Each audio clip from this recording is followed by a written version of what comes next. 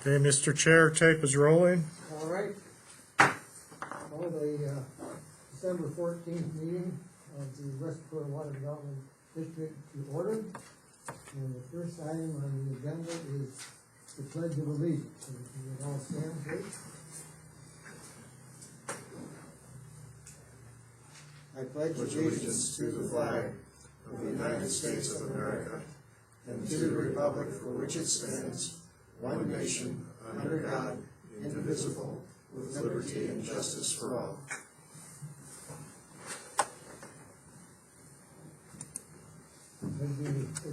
Dan, would you call the roll, please? Okay, roll call.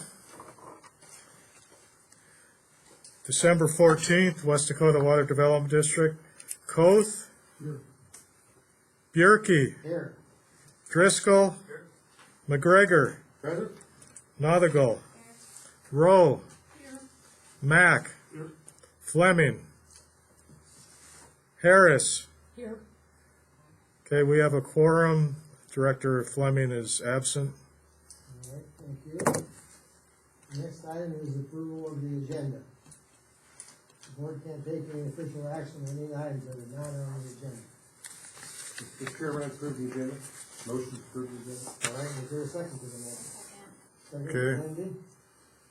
Are we going to talk about the trip to Pier? We will, we had, Dan and I have discussed that. Okay. We will talk about it, but we won't take any action. Gotcha. At the next meeting, Okay. other than Thank you for asking. So we have a motion and a second to approve the agenda. All in favor of the motion indicate by saying aye. Aye. Opposed, same sign, motion carried. Next item is approval of the minutes from the August meeting. Is that for the August? Okay, Should be October. I just saw that. Okay, that's It should a, be the October meeting. yeah, so I guess that's a, sorry about that. Motion by Dan Driscoll to approve, is there a second? I'll second. Seconded by Cheryl, discussion? Seeing none, all in favor of the motion indicate by saying aye. Aye. Opposed, same sign, motion carries. Next item is conflict of interest. I just rolled it. Are there any items on the agenda this evening that any directors would have a conflict of interest? Seeing none, okay, thank you. Item 6 is the treasurer's report. Dan? Okay.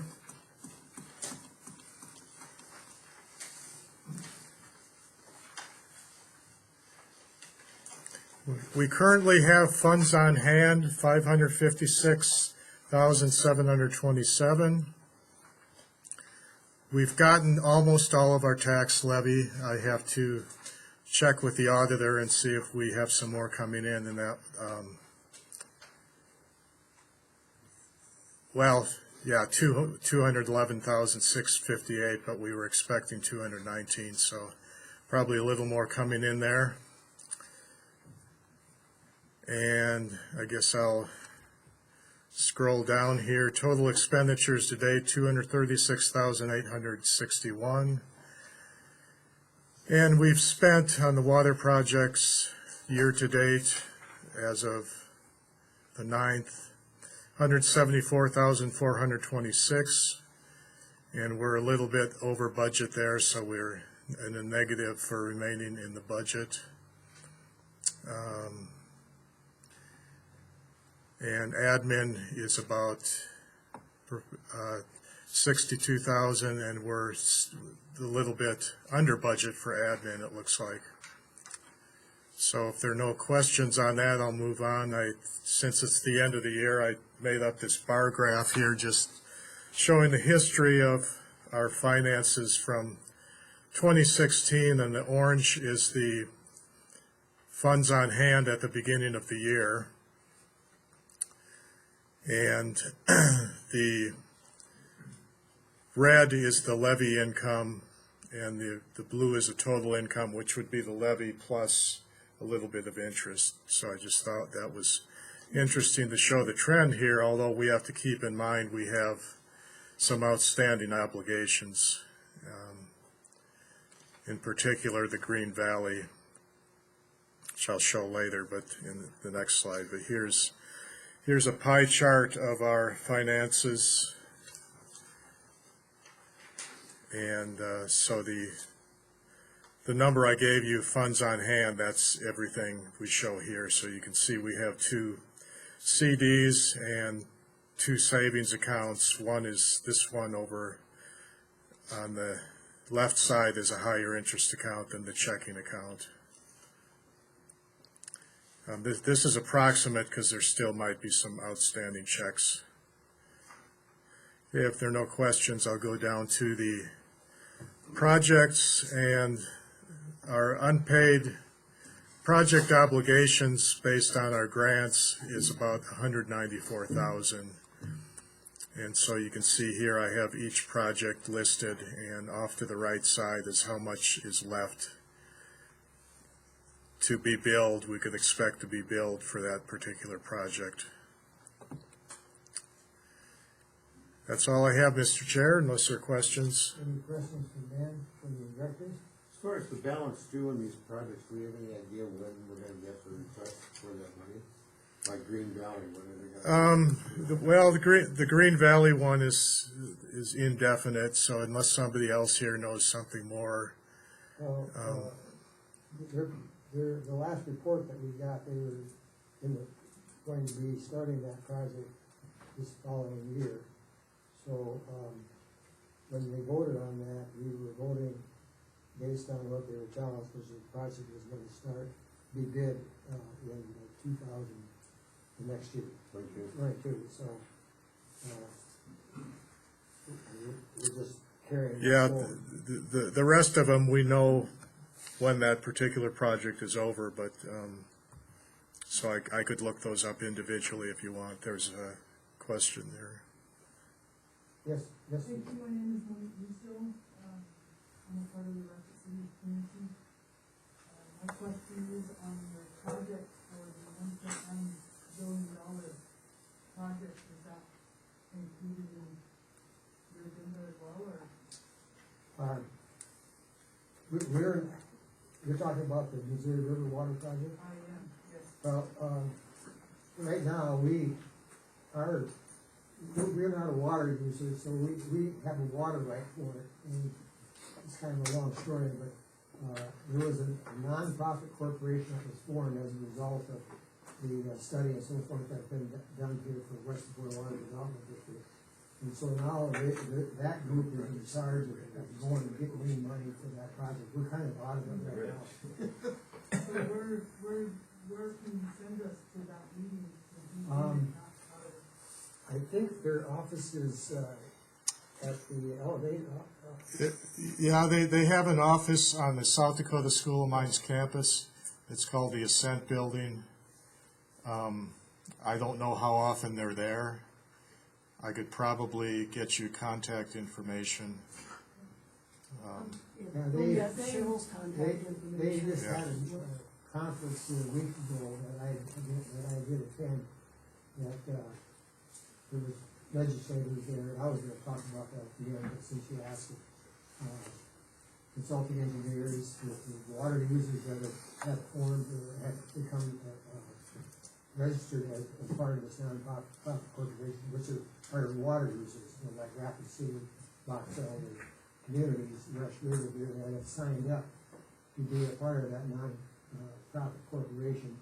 And they had their first annual meeting after that conference. This was last week. I did not attend that, so I'm not exactly sure what was decided there, but it was a public meeting that was held down at the School of Mines, and Dan was there too. So I guess I can't answer the question on where they're going with that request for that money. I believe it was Mr. Mack, he had come to the, So I had come to the meeting. It was part of our work previously. It is now spun off into its own entity. So I apologize when we had discussed it. was it like a month or so ago? Yeah. If I had misled, but we were part of it. We are now, it is now spun off into its own entity at the school. Dr. Cheryl Chapman, who was working for Banner Consultants, so they did, report, they did some work for us on that, study that we did, West Point with. And she is, down at the school of mine. I don't know if you have your phone Does number. somebody have a document or a card or something that we can directly? And didn't she, is she retired? She retired from Banner, but she is still involved. She was the one that organized this, conference called Water's Our Future Use. I don't know if I have anything handy, because she doesn't use her old email anymore. No, and, yeah, we need her contact, but, another thing is we need to probably add that to the website. Is that contact information under links, Why? don't you think? No. No? I would think we would need to get permission from them to do that. I don't think it's necessary, Oh, okay. because like I say, we're kind of done working on that right now in our organization. As you can see, we don't have much money, so it doesn't go very far. Wendy, you have? Mr. Chairman, may I ask? Yeah, absolutely. Okay, so Wendy Hoffball, and I was on the subcommittee for that, and working with Cheryl, can I ask what, where you're from and what you're interested in that? And just because I still talk to Cheryl. Awesome, well, we had met Mr. Mack at one of the Pennington County, updates, I guess, or meeting that they had.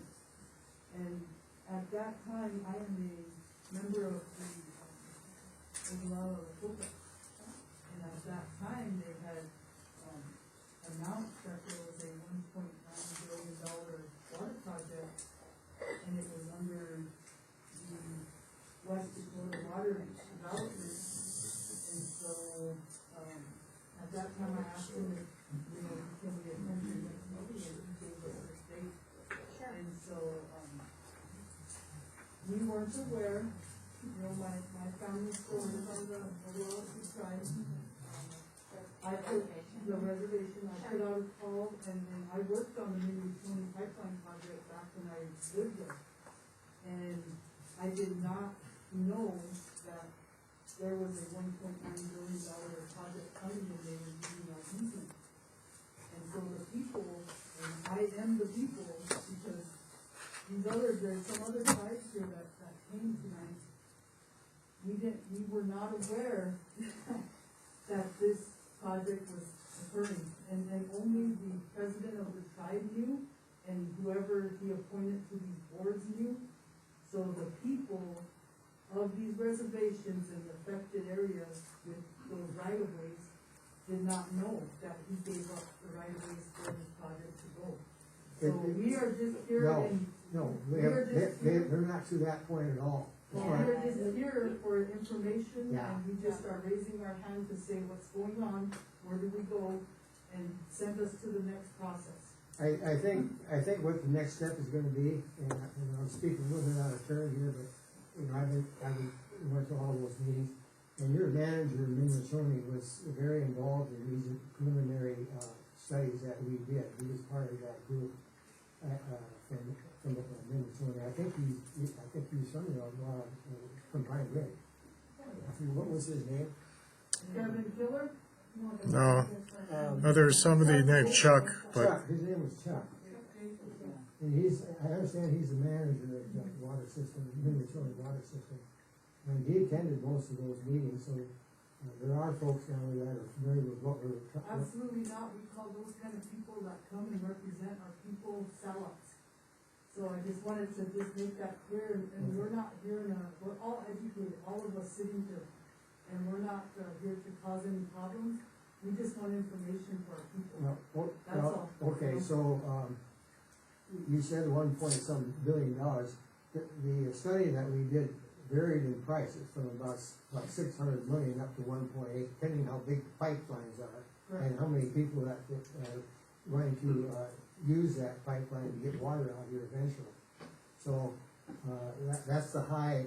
That was a high number. The low number was about 600 million, depending on the size of the So pipe. can any one of you provide us with the names and numbers of the people we contact for their next meeting, that particular? I'm I'm in the process of trying to text message Cheryl Chapman, and if she replies back right away, I can get it to you if you're still here. Otherwise, if you leave your name, I will pass it on. Mr. Chairman? You can do that, I represent. We're way off topic here for you. Yeah, we are. We move this down to item 18. Yeah, okay. Is there anything else? We're gonna move on in our agenda here. We love you guys and thank you for throwing water and No, we're thank- trying to get you some donations. Thanks for stopping by. Nice to meet you. Yes. Okay. Thank you, we'll get that to you. Hopefully you can get your answer, get your questions answered. No, you're all good. Okay, thank you. I don't even have a question. That was your donation.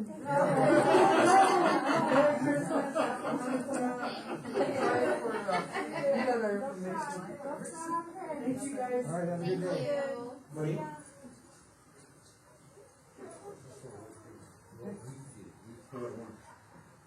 So, we're still on the treasurer's report. Move to approve. Okay. Moved by Ron to approve and seconded by Tom. Are there any, discussion on it? Is there any discussion? Seeing none, all in favor of the motion, indicate by saying aye. Aye. Pose same sign. Thank you. Ron, Dan? Okay, All right, that was item 6. Item 7, Glenn Kane is here, Managing Director for the South Dakota Ellsworth Development Authority, and he's going to, we asked him to come to just kind of brief us on what they're proposing for the project, and we're interested in that sort of thing, so you have the floor, Glenn. All right. First off, I'll tell you a little bit what the South Dakota Ellsworth Development Authority, who we are.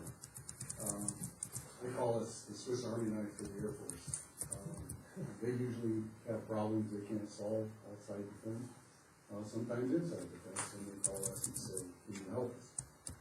This was the case for, they had a problem with 2-phos Ebola from firefighting foam, and it contaminated the shallow wells around the Air Force Base, kind of be the southwest corner, maybe, where it contaminated.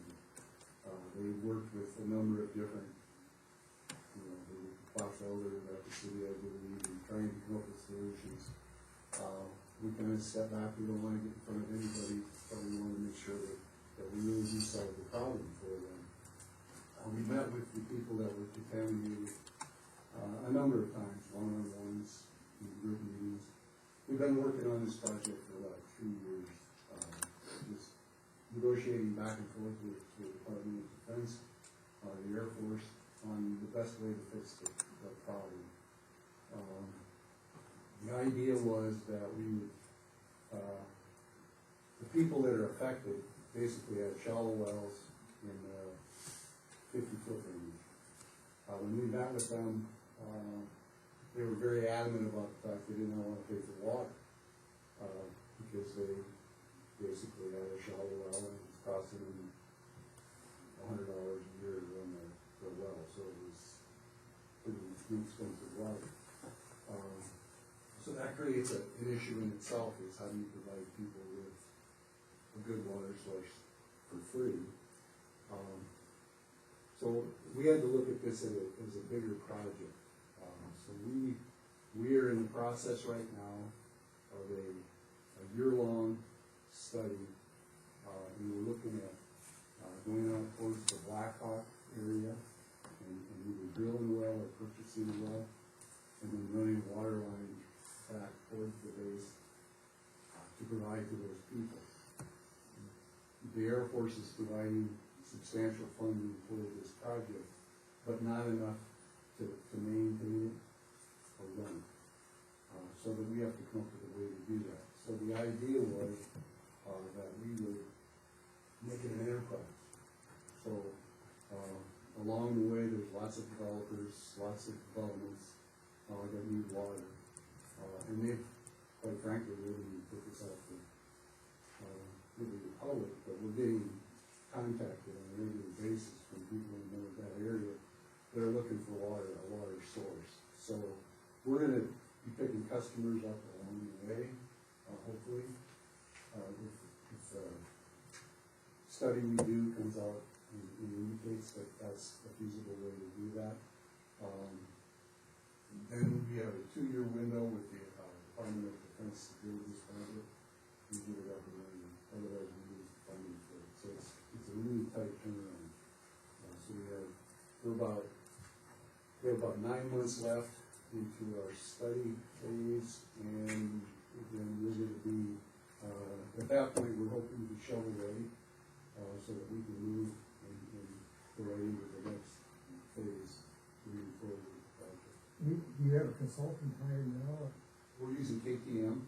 KTM, okay.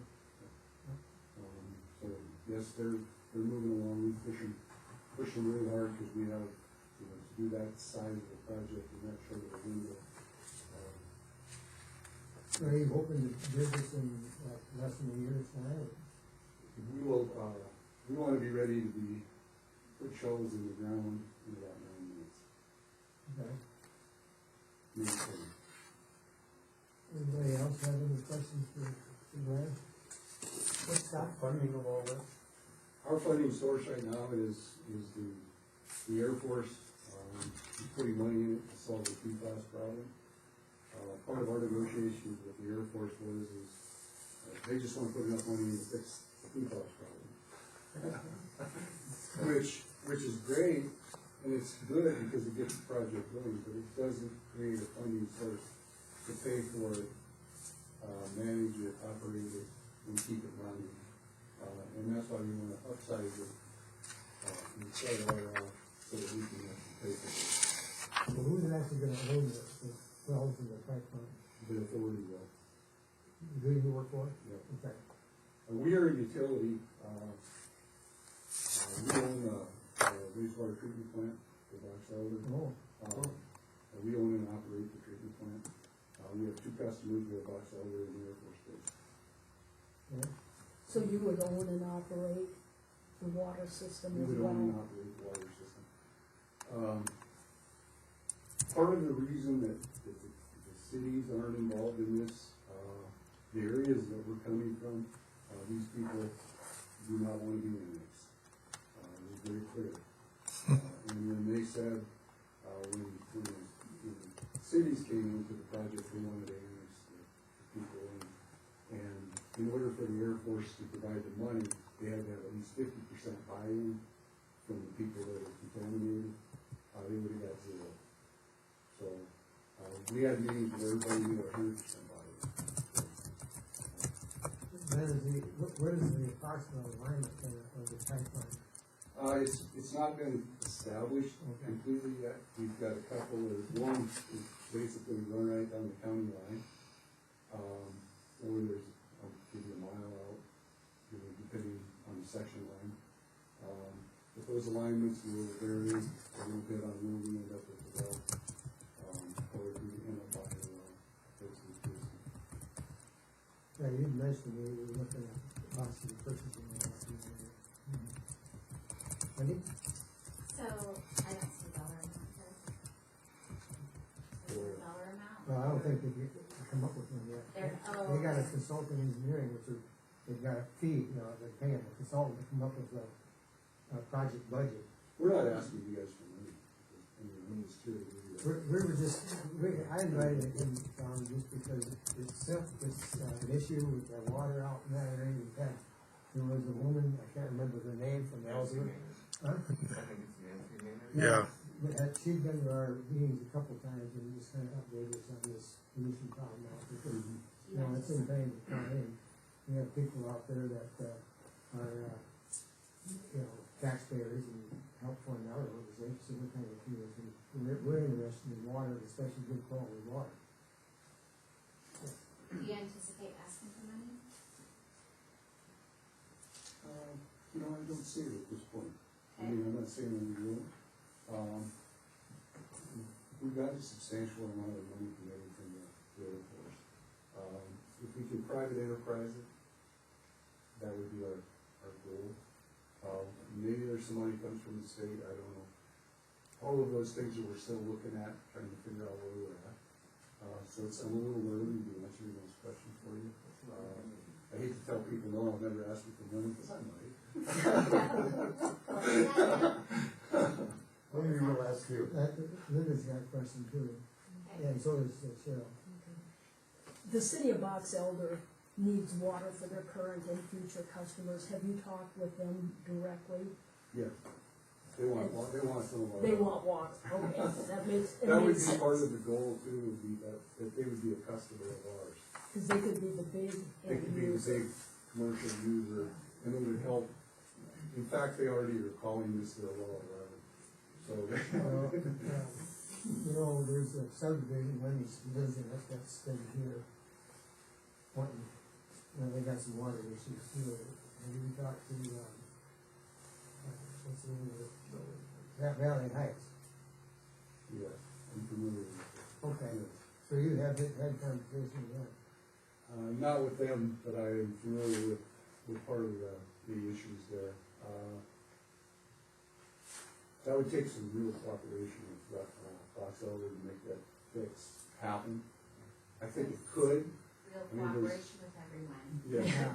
Well, I would say, well, Cheryl, you've got a question I too. just wondered what the radius, how far out does that go from the base? The contamination, we've got contaminated wells in Wonder. We won't probably run the system that far, but there's issues there. Is it mostly to the east, south and stuff? Yeah, could go all the way to China River. I mean, they're gonna stop testing with the Cheyenne because river's removed. So you're gonna be basically going through Box Elder at some point. Our, part of our issue is that most of the contamination is kind of on the south, west corner of the base, but there is another portion that is kind of south, east, and we're gonna hopefully be able to wheel our water through, because we're selling water to Box Elder, be able to wheel some of it through, to these customers.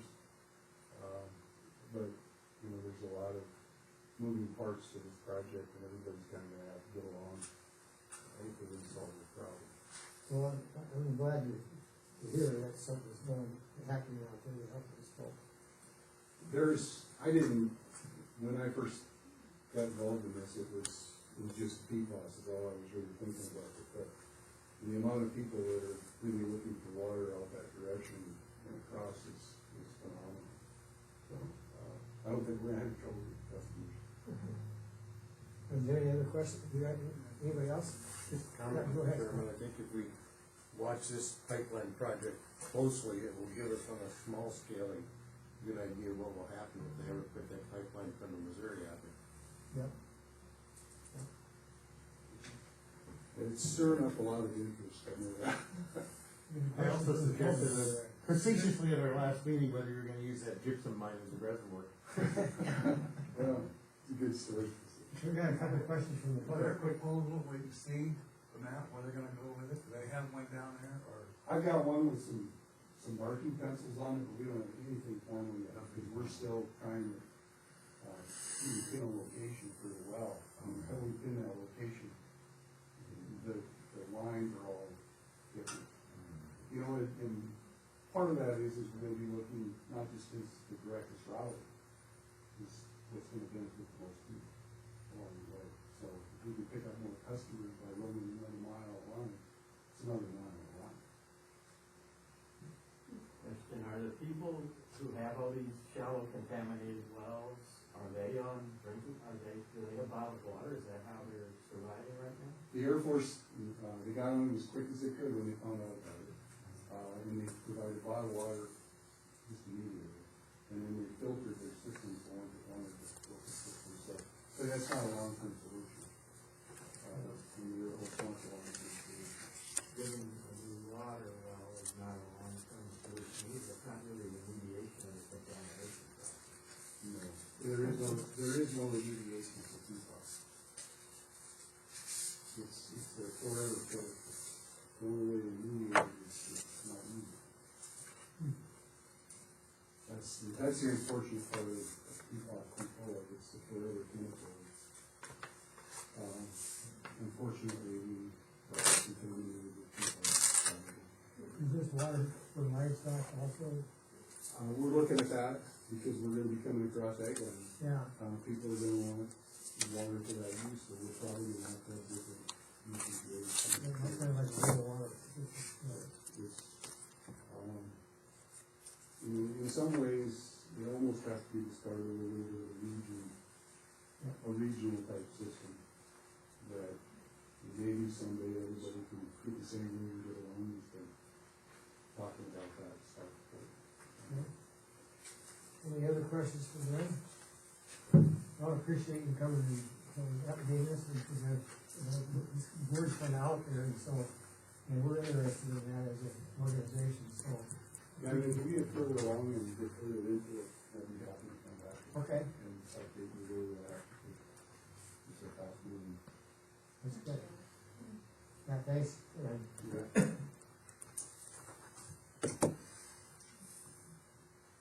Item number 8. Fish and Parks 2021 report. This is on the invasive species, aquatic invasive species.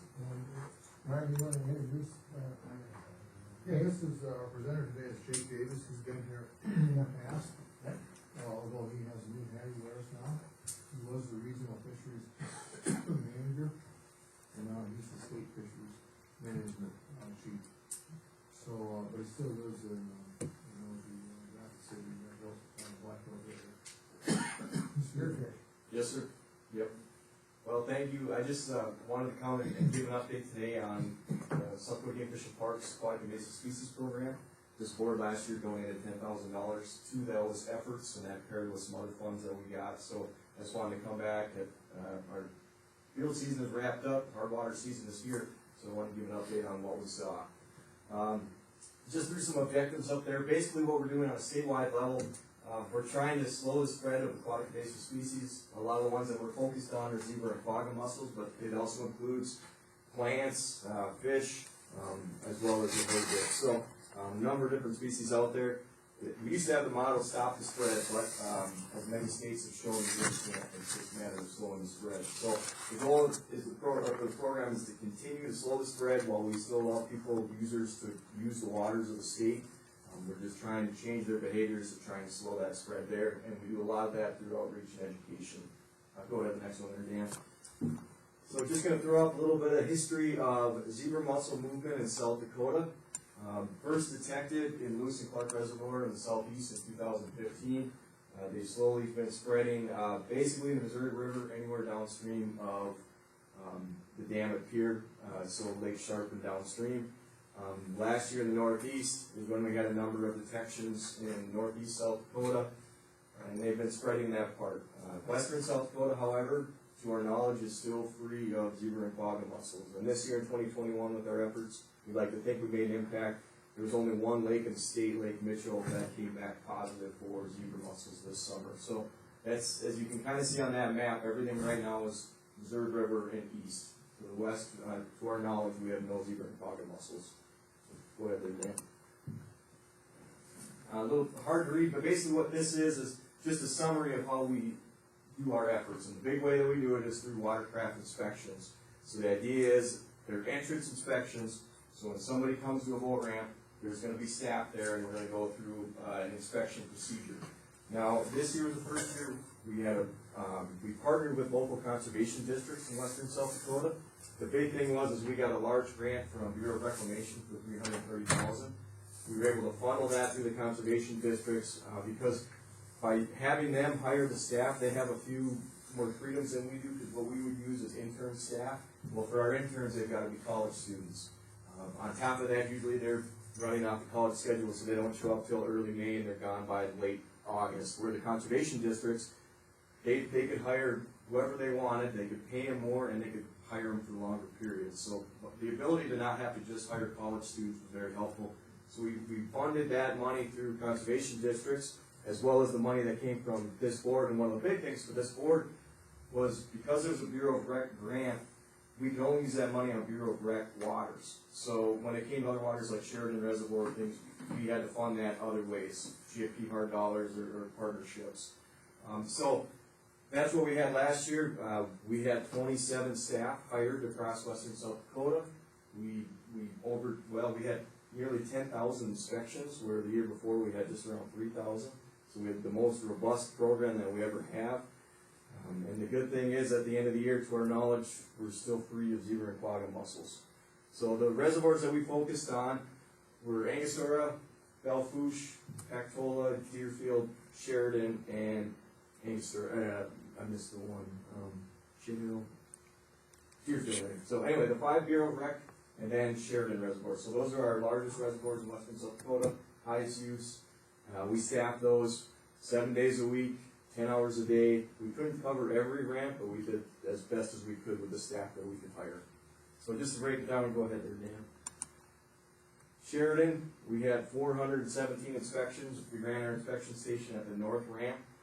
The Plugout Compliance, one of our ways that we try and slowly spread our regulations are that unless you're in the process of launching a boat, pulling the boat out around the water, any plug needs to be removed. And the idea is that you're not transporting any lake water. That's what our Plugout Compliance is. So we had about 96% compliance, which is pretty good, and it's certainly better than what we've had over the years. That's just part of that public education. And the positive waters, what that means is 4 boats out of those 417, the last place they launched was a positive water. And 3 of those came from positive waters in South Dakota, because there's a number that are in other states as well. So that's part of the inspection process, is finding out where the last time that watercraft was in. Just because they were in positive water doesn't mean that we're going to decontaminate them or not let them launch, because there's drying periods. If they clean, drain, dry, and there's no water, then there's a low risk. But it's always interesting to see how many boats, because as these things continue to spread, it's a higher incidence that we see of people coming from positive water. Go ahead there, Dan. So Pactola, same numbers. We had almost 1,500 inspections. We did run stations at the north and south boat ramps. Plugout Compliance again was really good, 97%. Here we had 26 that were in a positive water the last time they were on the water. 17 of those were in the state. So go ahead to the next one. Just kind of run through. So I'm just focusing more on basically Pennington County for this group on what we saw. Deerfield Reservoir, it had our lowest number of inspections, but that makes sense. With that no wake regulation that's at Deerfield, it's more conducive to hand launch, canoes, kayaks, which we still inspect them. But what it generally means is that it's just a lower use compared to if you take a Pactola or Sheridan on a weekend in the summer, there's going to be fewer boats at Deerfield. Additionally, when we were running short on staff, we would usually let Deerfield be the one the first to drop off, just because the boats that generally bring in mussels are higher risk, are more complex watercraft, and those aren't usually the kind of watercraft using Deerfield with that regulation. But we still had 98 inspections up there. Again, really good compliance. 99% of the boats had their plugs out. And we only had 1 that came from a positive water, and that was at Lake Sharp. So some good takeaways there. As far as inspections, like I said, we had about 10,000. We only did 10 decontaminations all summer though. So that was where we had a boat we figured was high enough risk that we were going to conduct a decontamination. And the way that we have our system set up, we have a mobile decon unit right there, so if we encounter a boat that needs a decontamination, we'll perform it right there at that location. So again, it was, from our standpoint, it was the most robust program that we've put together. Again, the year before we had 3,000, now we're at 10,000 inspections. We went from 4 staff to 27 staff. We were just out there a lot more, which is good, because every time you talk with an odor, that's another contact. And in the end, what we're really trying to do is change behavior to help us. We need them to help us slow the spread. But so that was 2021. Go ahead there, Dan. I also want to point out what we would do is, even when there was GFP interns or conservation district staff, we would have our conservation officers help out as well. They weren't going to be there 7 days a week, 10 hours a day, because they had other work priorities, but they would come periodically 4 hours at a time and focus on busy times, weekends. And this is just what we saw across the state, but basically there were several hundred citations written for, and the most common would be plug in. but that's a $180 ticket now if your plug's still in. And then they had a number of warnings as well, but you can kind of see, again, on a statewide level, we try to be in just about every corner of the state, conducting inspections and having law enforcement there as well. So that was our 2021 program. Go ahead there, Dan. Should mention too, so we do a lot of messaging as well, and this is just trying to reach just the general public. We have a specific website where you can find information on AIS species. We send out emails. We have Facebook posts. We do radio ads. We did gas station TV. I mean, there's just a lot of ways that we try and get the word out to folks. YouTube videos. So anyway, any number of things that way. Go ahead there, Dan. And just to wrap up, just for 2022 with plans moving forward, we'd like to provide a similar program. Again, we thought it was fairly effective because it was much larger than the previous years, and as far as we know, again, we're still free of zebra mussels and quagga mussels. One of the big changes, though, is we did not receive the Bureau of Rec funding that we did in previous years. We still have some money left over from the grant, but we don't have enough to cover the whole program that we did last year. We did receive a Fish and Wildlife grant, though, for quite a bit of money. The only difference is the BOR grant required no match from GFP to utilize all that funding. Fish and Wildlife has a 25% match. And so what we're hoping to do is we don't have enough in our budget to utilize that entire grant. So what we're hoping to do is between partnerships and a mix of GFP hard dollars, for every dollar we spend on our own, we get 3 from the feds. The goal is to leverage enough funds to put that program out that we had last year, essentially. So. Are you looking for money from us again next year? Well, I'm not asking for money now, but eventually we would. I mean, so the idea would be that if we got 10,000 again, we could leverage that into 30,000 worth of Fish and Wildlife dollars. And so we're going to approach some other entities, and then again, using licensed dollars is what we use for hard dollars. So the goal would be we have the program last year cost us about $220,000. We have $111,000 left from the BOR grant. So between hard dollars, partnerships, and then whatever we know how much money that is, and whatever we can leverage from the Fish and Wildlife grant, we're just trying to get to $220,000 or so we can put that same program on the ground. We've already got the approval from the conservation districts that they're going to partner with us again, and they're going to do the hiring and run those stations. The nice thing is because this grant wouldn't be tied to just BOR reservoirs, they can hire all the staff for, like, say, Sheridan, which last year we were kind of handcuffed by GFP interns, so I hired the kids I could. They were there for their time between spring and fall semesters, but if the conservation districts can hire them all, then the idea is that you can hire folks that have more flexibility, retired or whatever it may be. They can start in May and run through October. So the plan was, I mean, I would like to come back and talk to this board in the spring about funds again, but this was simply, since you provided funding last year, I wanted to come and answer any questions, but nothing else, provide you with an update on what the program looked like and what we're trying to put together for next year, because again, it's going to be a little bit different. So. Okay. Well, if you come back, I mean, we don't meet every month now. So Right. we have to look at our schedule. I haven't seen the 2022 schedule yet, so. When you say, we still look like we're pretty much either in quagga mussel free in the western part of the state, do you conduct any, villager investigations or other things to try and determine that, kind of early on in our life cycle? So the way that we do it, Bureau of Rec does the villager sampling. So we let them handle it, because we did a number of those, but if they're gonna do it, and they do it multiple times in the summer on their reservoirs, we'll let them handle it and wait for the results. What we do on other bodies of water that aren't villager sampled, we would put, they're called Hester Dendy samplers, and the idea is that the villagers would settle onto that, grow into adults, and that's how we would do passive sampling. The unfortunate thing, when we would do our own villager sampling, the turnaround time to get something analyzed, it was never fast enough to give us much of a fast response.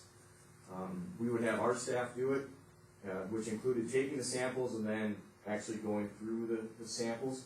And if you had a lake that had a lot of algae, that took a long time to go through. So we wouldn't even get results back until the following March, which most of the time when we find these infestations, it's when infrastructure is pulled in the fall, docks and things like that, or the Army Corps has found a number along the Missouri River. So the idea on villager sampling being much of an early detection hasn't really panned out much for us. And so that's why, again, it happens around, but we let the Bureau of Rec cover it. And we, sometimes it's slower. It all depends on. And also they, not to speak badly of them, but they had some cross-contamination issues in the lab. So at times it was a little bit of suspect. So. Somebody else have any questions? Scott? Why did you lose the BOR fund? Just their process. I don't have any good answer to it. It's competitive. So it's an annual grant that we would put in for with Bureau of Rec, but it goes into their regional office and then it's sorted out based on whatever priorities they might have. So we don't always get answers from them. I just heard from our Bureau of Rec contacts that this year we were not awarded that funding.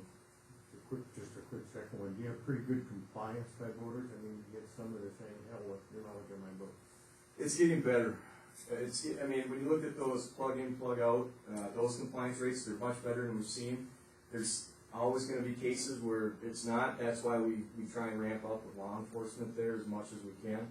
But again, as far as an educational component, in the last 5 years, I'd say we've made some definite progress with the users. Yeah. When you do the boat inspection, are you physically looking for the presence of the quagga or zebra mussels? So the way that we do our training, it's through what's called the 100 Meridian, which is just a nationwide program. There's 2 staff members.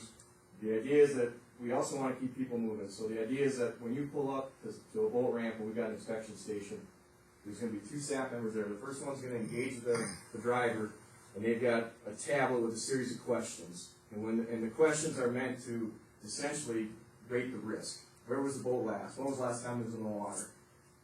And that gives us risk. So if they're on packed full, for example, which is negative, and the last place they were was packed full yesterday, that's a low risk inspection because they were just at a negative water. But while that first individual was contacting the driver, the second individual is starting a visual inspection of the watercraft itself, looking to see if the plug's in. And then based on the questions, if it's what would be a moderate or high risk, that would initiate other forms of the inspection where we have them trimmed down to make sure that there's no water in the lower units. Be in the boat looking to see any compartments, live wells, things like that, that those plugs are pulled. So the goal is for a low risk inspection, the boater's out of there in 2 minutes, but the high risk one, it'll take much longer because we'll physically be in the boat looking at any of their containers, anything that could be potentially holding water. And part of the inspection, it includes physically touching the hull of the boat, looking in corners. They're going to be down on their hands and knees with flashlights, looking at the trailer. Again, it's a nationwide program that we're part of, and the tablets that we use are linked with all the western states. So if somebody goes to Angostura and they were checked in Wyoming, when we run their information, we'll know that, and then vice versa. So again, everything that we do is meant to be partnered with a lot of the things happening on the western side. I asked one. Sure. So the story I read about the quagga mussel being in Angostura, that's probably not accurate. So that was BOR villager sampling, and they had 17 villagers that came back in their sample. So that was in about 2015, somewhere in there. So our process at that time was we listed that lake as suspect for quagga mussels, but for us to list it as positive, it needs a second confirmed detection. So it was suspect for 3 years, which included increased villager sampling, increased surveys by us. We were scuba diving and snorkeling there, looking for anything. After 3 years, we never had another detection, and it went back to being negative. But there was that article because, and that kind of went back, that was some question as far as cross-contamination in the lab, as far as the sample. But we still treated it like it was an absolute positive detection. So for 3 years, it was listed as suspect with increased monitoring. After 3 years of being negative, it's back to being negative. If you check a boat from in Wyoming, and they say we're in Keystone last, and you're at Pactola, for instance, will Wyoming be notified as well that South Dakota found a boat that claimed it was?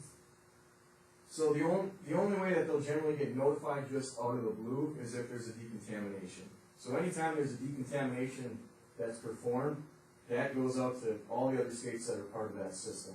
If it's simply that there's a boat that was at Keyhole, came to Pactola, and went through the inspection, the only way Wyoming would know is if that boat went back and went through a Wyoming inspection again. It would see that it went through our inspection on Pactola, but they wouldn't automatically be I informed. mean, if it comes up positive. Yeah.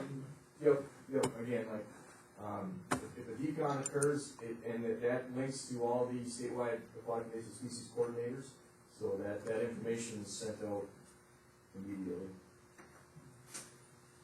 Any other questions?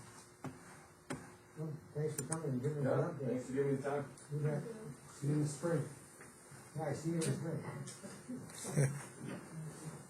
Okay, that was item number 8.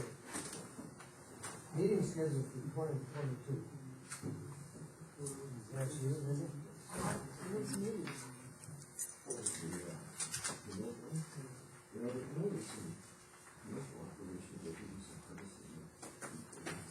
Go back to that.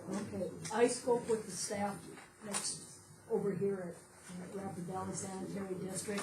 They have no conflicts with us using this meeting room on the 7 months that we normally do at 3 o'clock.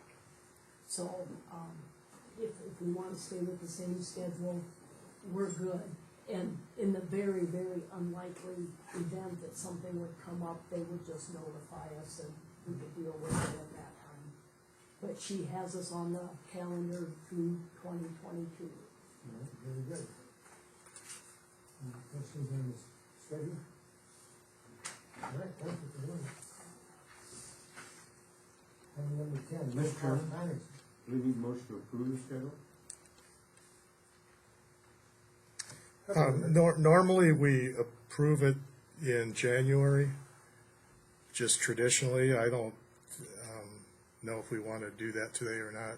Ken? Because I would like to add to this, under Article 4, Section 2 of our bylaws, authority for the chairman to call a special meeting at such time as determined reasonable to accommodate this water user meeting that we've been talking about. Yeah, I think we can do that, but we have to have, 30 days notice or something like that? I'd have to look it up, but Yeah. maybe, Well, it's different than any other. Okay. I mean, you get the same notice as we do for any meeting.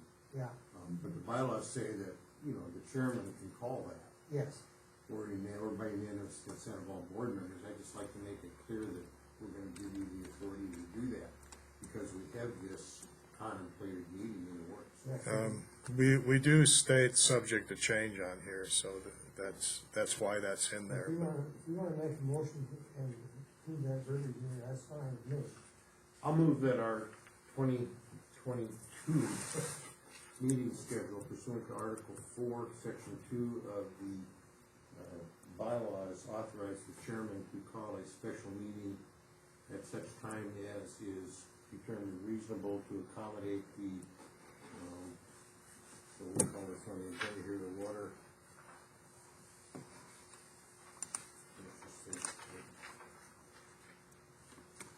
To accommodate the water issues forum identified in agenda item number 11. Okay. Is there a second to the motion?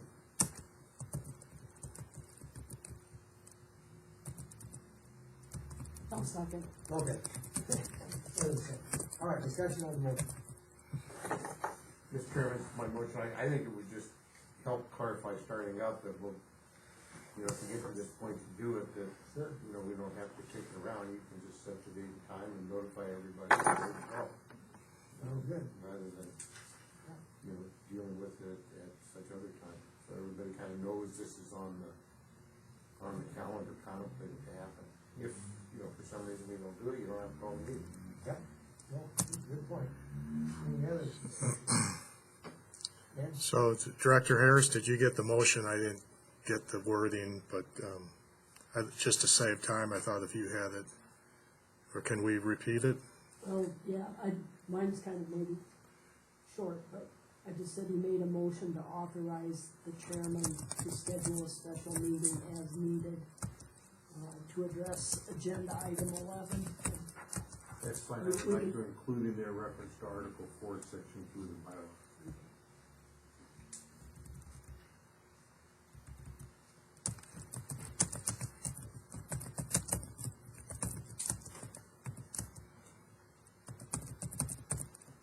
You got it?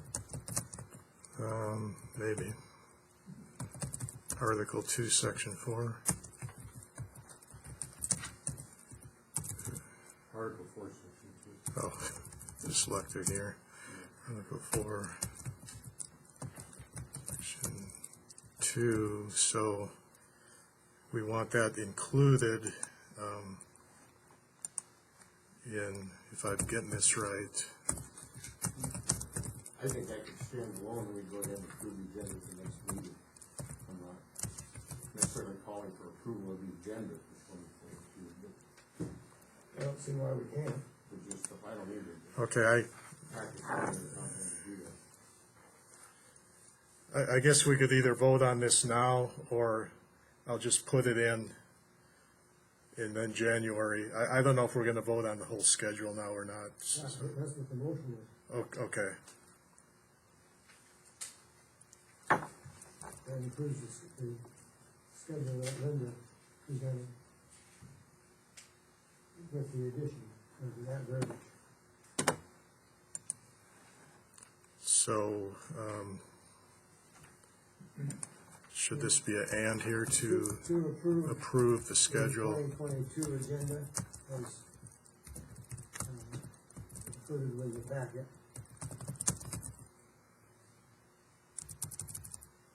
Can't spell.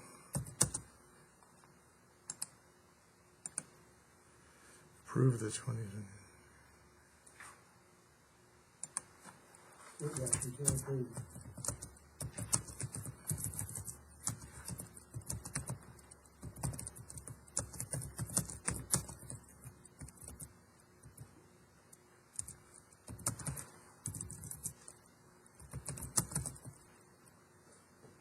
Getting kind of wordy here, but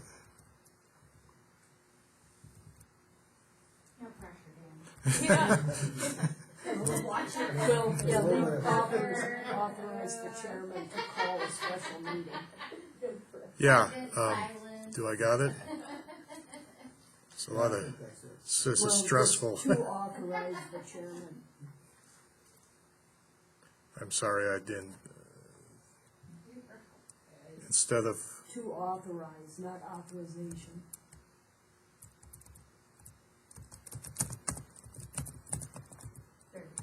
Thank you. There, Is that it? I think that's it. Okay, motion by McGregor, seconded by Harris to approve the 2022 schedule as in the packet with the addition to authorize the chairman to call a special meeting as authorized in Article 4, Section 2. Now time. Yeah. I'm slow today. Discussion on that motion. Yeah, you have something? Well, I guess I'll ask a question for my own clarification.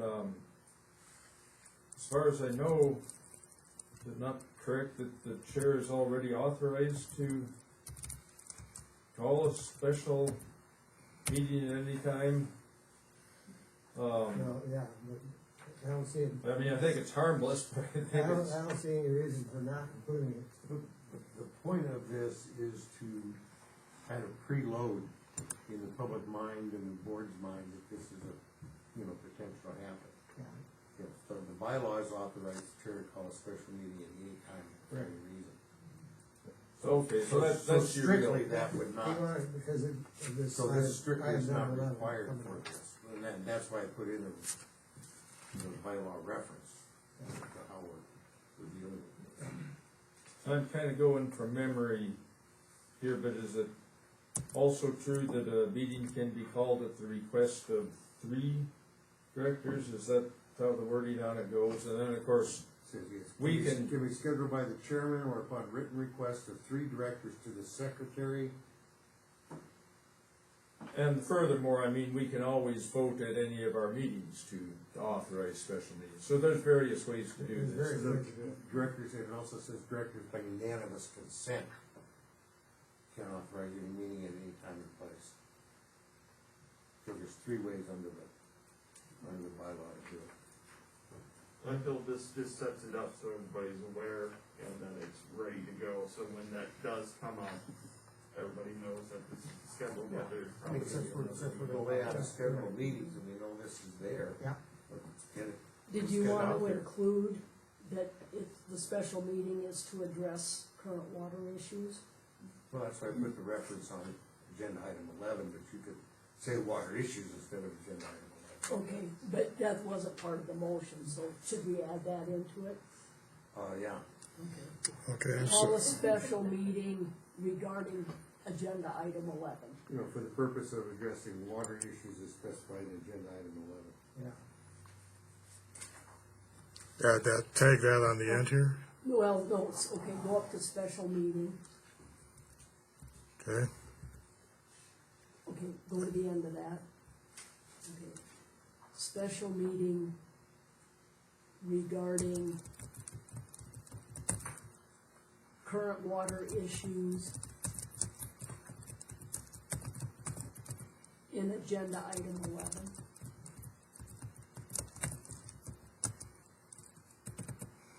Okay, There, I think that's it.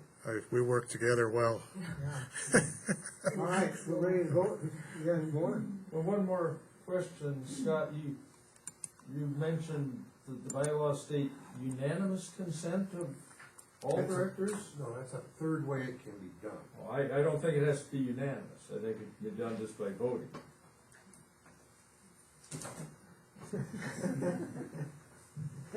Okay, So the chairman can call it, it can be set pursuant to written request of the three members or by unanimous consent of all nine. so I guess if we look at doing some fine tuning here, the way I read it, at the request of three directors, you can call a special meeting, but you need the unanimous consent to do it amongst it ourselves. Amongst ourselves. It's somewhat inconsistent, but, you know. Perfectly clear. But unanimous consent doesn't require written requests like the three director provision does. Well, we're not gonna Yeah. solve it. Because we've done this via email before, I think, with scheduling meetings, so. Anyhow, I'm just kinda curious on some of these things. No, that's fine. I guess that's the problem with having a lawyer Ready to to vote. vote, it'll read stuff like this. All right, we're gonna vote. All in favor of the motion, indicate by saying aye. Aye. Opposed, same sign. Motion carries. Thank you.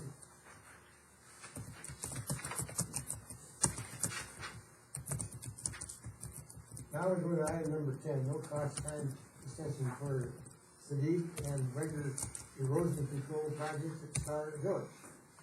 Mr. Driscoll. Well, the logic behind this, it's somewhat of an update, but, a week ago today, the Rapid City Parks Department Advisory Board, they've got an advisory board that they work with, had a meeting. They considered a proposal, to acquire the Wager property. You know, the Wagers have a desire to gift it to the city, for use as a city park, and the real concept they're looking at is that, you know, there's just short of 14 acres there. There's a parcel of land about that same size immediately adjacent to the west that's owned by the city.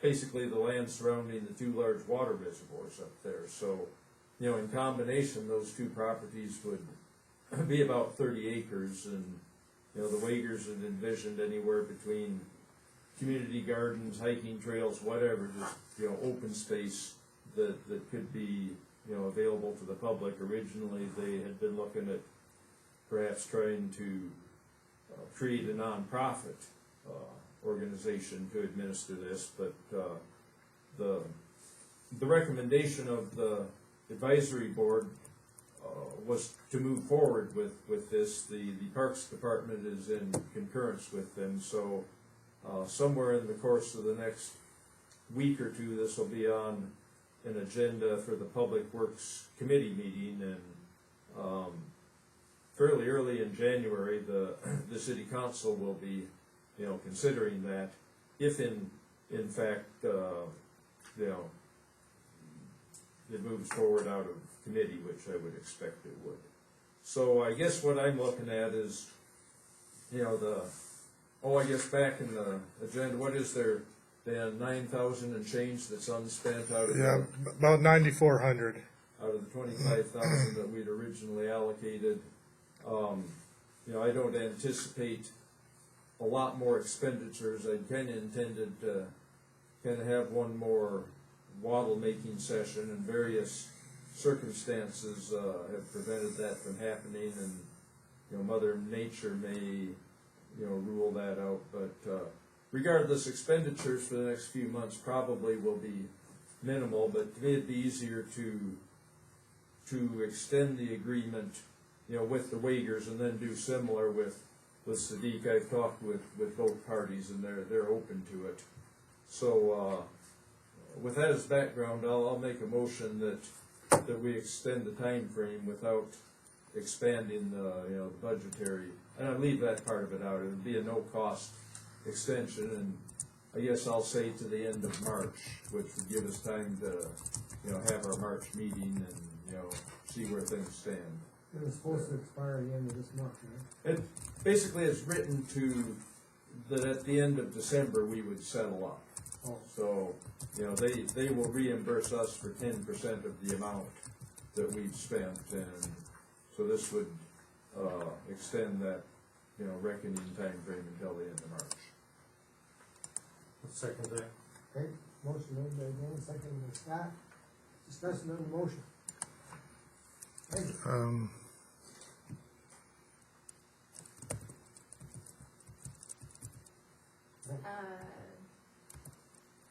I guess I don't understand why we're extending that. Sorry. I don't think we've done Okay. doing the work. Did you say that's correct? This was written up, intended, proposed as the first year of what could well be it's intended, I view it as a multi-year effort. The efforts that's separate over at LaCroix. We didn't get quite as far there as I'd hoped, but that's a much shorter term project. The Wager property or the Star Village properties are a much longer term effort, and in all likelihood, assuming that Parks Department, the city decides to acquire that, basically instead of working with the Wagers, we would switch gears to the Parks Department and look at a long-term effort there. So to me, it's a lot simpler to extend it now rather than to write a new agreement and then turn around and change that agreement if in fact it does change hands. Are you clear? So what kind of extension are we talking about? 3 months. Okay. Yeah, because it was supposed to expire at the end of this month, the 31st of December. Okay. Original contract, original agreement. And so I would say we didn't get all the work done, it was all volunteers, and so there's stuff to be done up there, and so we run out of time. Sure. And I can appreciate that. Is it gonna require more money? No, we got $9,400 left. Okay. And maybe it would help clarify, Wendy, if we didn't extend it, it would be my intent to come back with a proposal for a future effort in there, and I'd rather we just hold off for a few months until we know for sure who we're working with.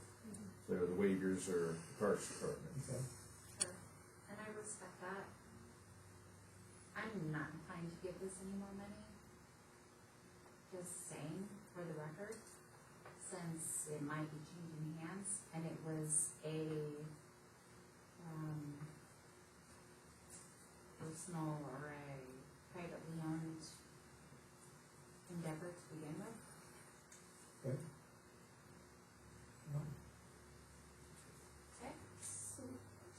So the parties are going to pay the 10% now, like in December, we're ending that with them, but we're extending till March, or we don't make them pay that 10% until March. We would wait until March to settle up and settle up once. Just once? Right. Yeah. Okay, Right. gotcha. Keep everything Okay. as simple as possible. Okay, I just wanted that. Okay. Now, on Weavers, you know, we're gonna give them some credit for using their equipment, right? That was part of the arrangement, that they would provide. And, The Bob. and pay on top of that? Oh, sure. Oh, okay, good. Yeah. No, it was all, it's in writing. It was all part of the plan. So are we talking to the end of March? Through the end of March. Okay, let's see. 30 days has September 31st, okay. Is everybody clear on the motion? I guess, okay. All right, you ready to vote? Motion by Driscoll, seconded by McGregor for a no-cost extension for the Zadig Uyghur erosion control projects at Star Village to March 31st. All right, all in favor of the motion, indicate by saying aye. Aye. Hold the same sign, motion carries. Thank you. And that moves us to number 11. That was here too, Dan. On the, So that's So the there- possibility of a right, special meeting, for a forum to address current water issues. So we met several weeks ago. It was the consensus of the committee that it would be something that we'd be interested in doing. We stopped short of setting any dates or attempting to set a date. We talked about some of the possibilities, and you know, certainly one of the things that we were very interested in was hearing from, you know, the Ellsworth Authority group here, Glenn Kane, and so we had specifically suggested that Chairman Bierke has joined our committee also. I know the agenda specifies that it's just Mac and McGregor and myself, but we had invited Chairman Bierke as well. So, you know, basically we charged him with making contact, and you know, because of that, you know, Glenn Kane got the invitation to attend here.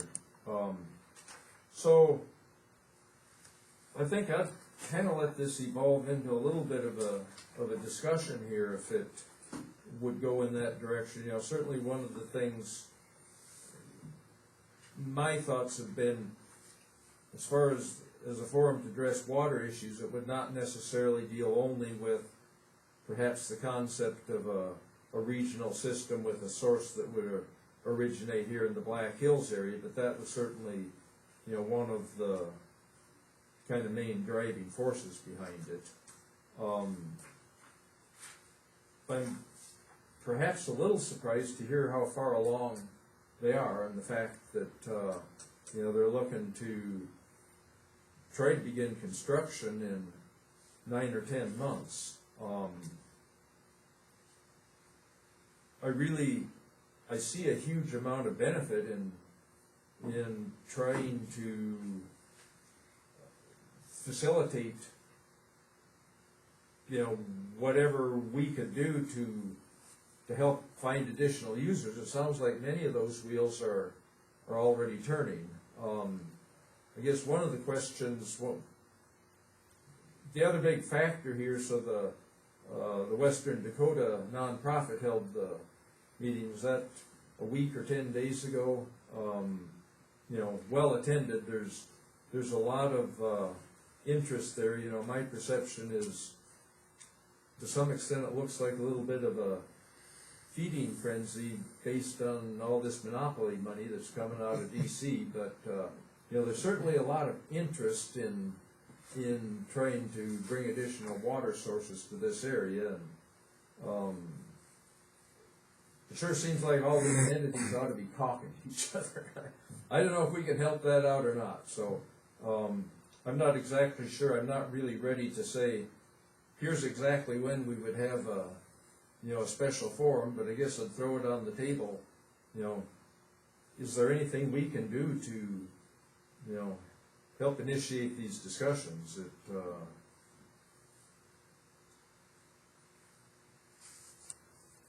I was at that conference and, yeah, there was 65 people or something that was attending. Had a lot of, the potential water users, city rapid city was there, as well, that was kind of, the overall moderator for that, conference, and, the three water systems that are in our area, were, the mayors were there talking about, getting on board on this project long term, and it was Rapid City. We wondered whether Boxell, the mayor's, were part of the presentation. And there was legislators there from our district, I forget how many, Dan was there too. Dan and I both were there, and he wasn't there for the whole thing, but, there were quite a few legislators from our district that were there. Yeah, Duhamel, And, Techno, Eileen Duhamel was one of the speakers. Mullally was there. Pardon me? Mullally was there. Mullally was there, yeah. She showed up. And also Gary Drew, as the county commissioner, gave a noontime speech, and very well. He did very well. So there's a lot of enthusiasm, and there's a big pot of money sitting out there too, that everybody's looking at. Keep this thing around.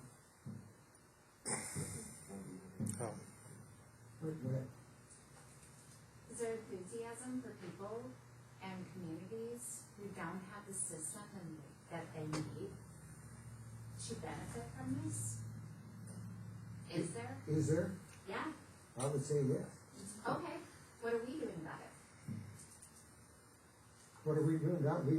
We got this thing to the corporation, and they've got their own organization now that are trying to promote it and trying it. No. This group is not willing to spend the money for groups or communities who need the money for a prelim study to see what they need to get the proper water system that they need. What are we doing about it? What are we doing about it? That's our nine directors. policy. We have 9 directors and that policy has been in place. It was the place where I went to work. I don't get it. I tell you why it was, how that came about. I'm so happy to hear about that. And here's why, Chairman. We gave last meeting. So, this community, take away that I live there. I'm not living there for long, trust me. We turned down 50 grand for a community who just needs to understand what they need to get the proper water supply.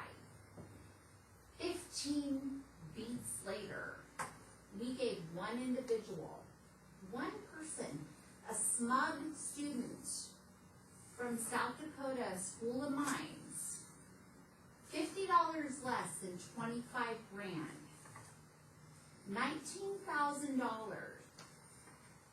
in support of whatever.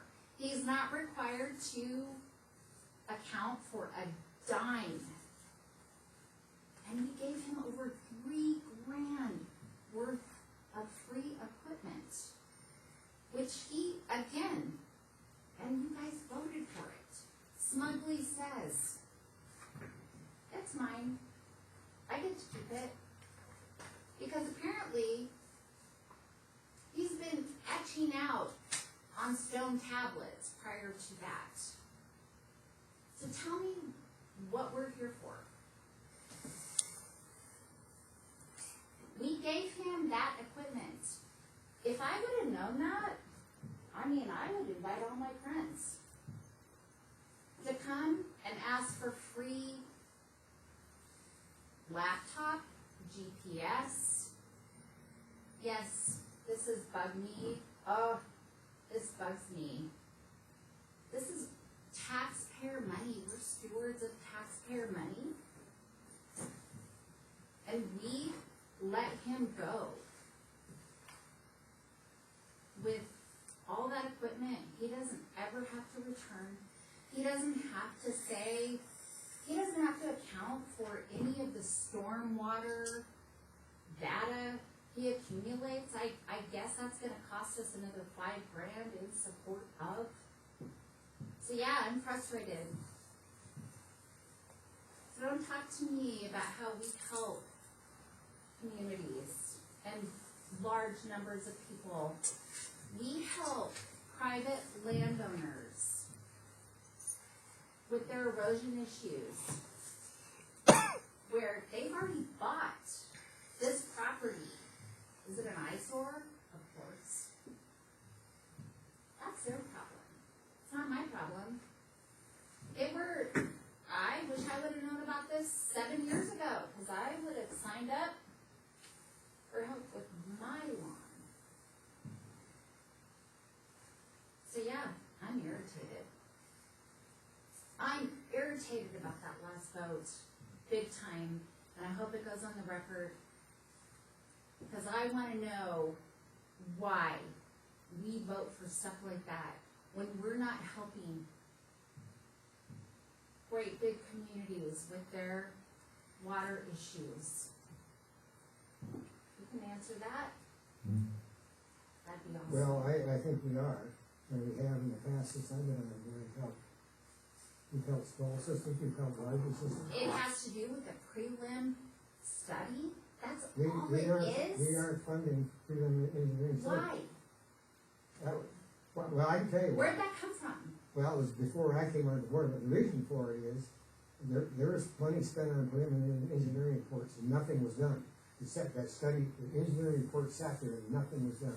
Okay. And so So we're paying for an engineering study sitting on a shelf someplace, that's why. okay, so we just funded, a couple months ago, a study on, and we funded, it's always less than 25,000, which is so amazing to me, because you walk out the door and anybody who votes for this doesn't get to have buy-in remorse, because it's $50 less than $25,000. That's what it was the last time. We gave a PhD student from School of Mines, all he's doing is finishing his graduate degree, good for him.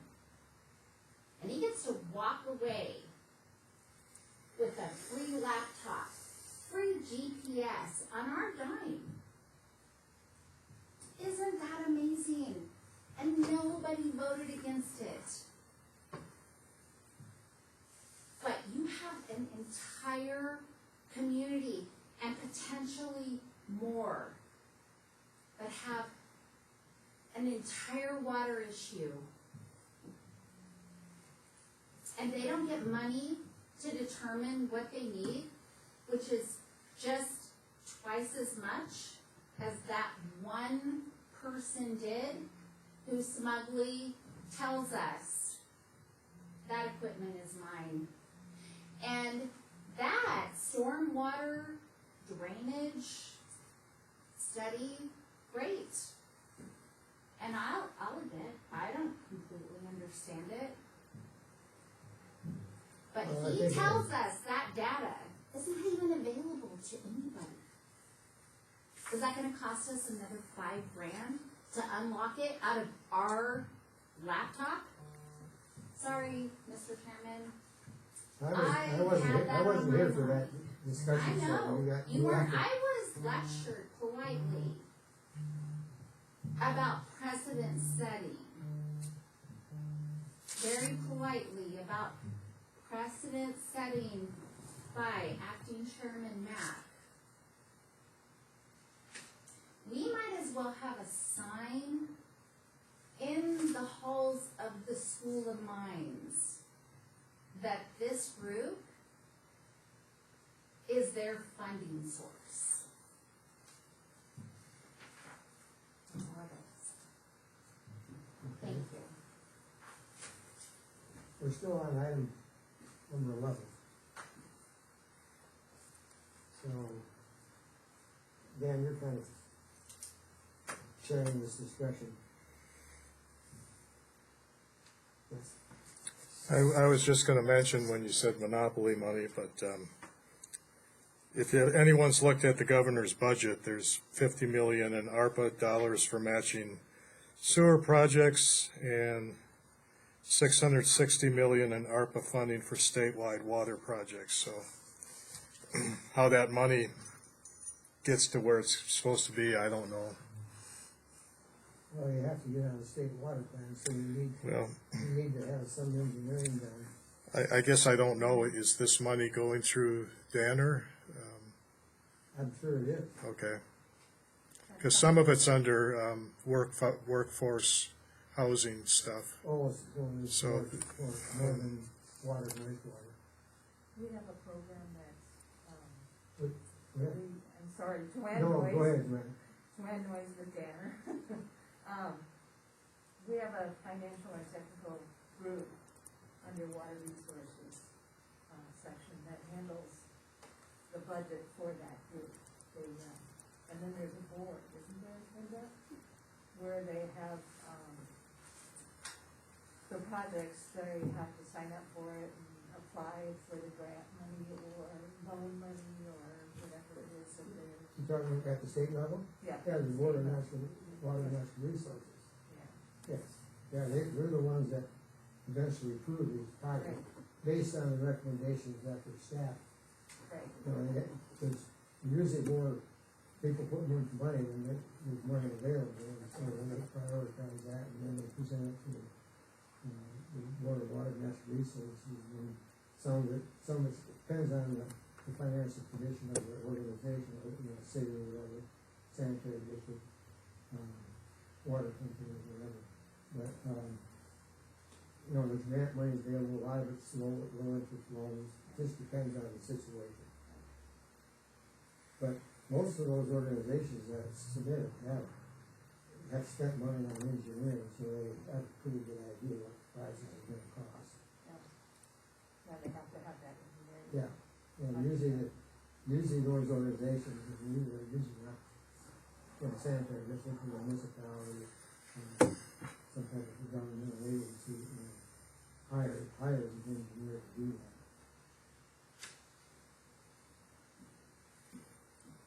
It seems like a big pot of money, but when you look at all the needs, it's not, usually not enough.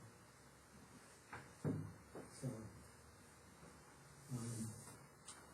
we don't have a lot of money here, but I think, since I've been on it, we've helped quite a few communities and so forth. We paid for people's septic tanks on private property. Were you one of them? No, but we've also funded a ton of stuff under 25,000, which is the limit for one vote. Correct. And they don't come back and report on anything they've discovered. They're not required to. Some of them do. Which group did not come back? On the report. Can you tell the board of directors which one you're talking about? I don't have the list in front of me, to be fair. But you tell me, are they required? I don't see it. Usually it is. They do have to come back. They did require it. It's part of their agreement. But if you're talking about, if you're talking about the stormwater There's thing. no agreement for a time share. There's no approval or any kind of timekeeping efforts.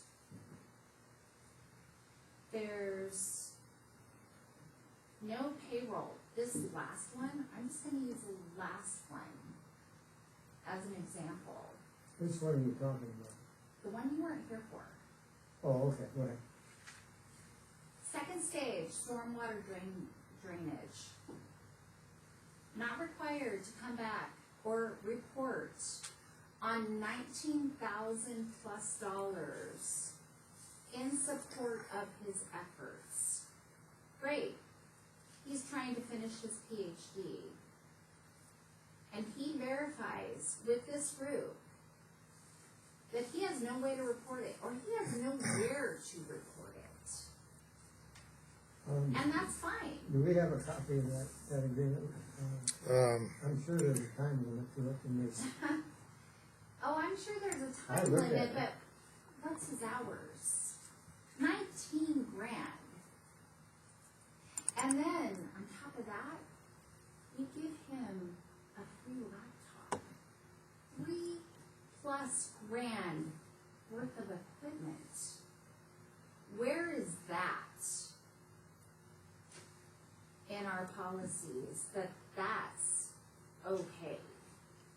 Because if that's the case, then I invite everyone to bring their friends to ask for free equipment from this group.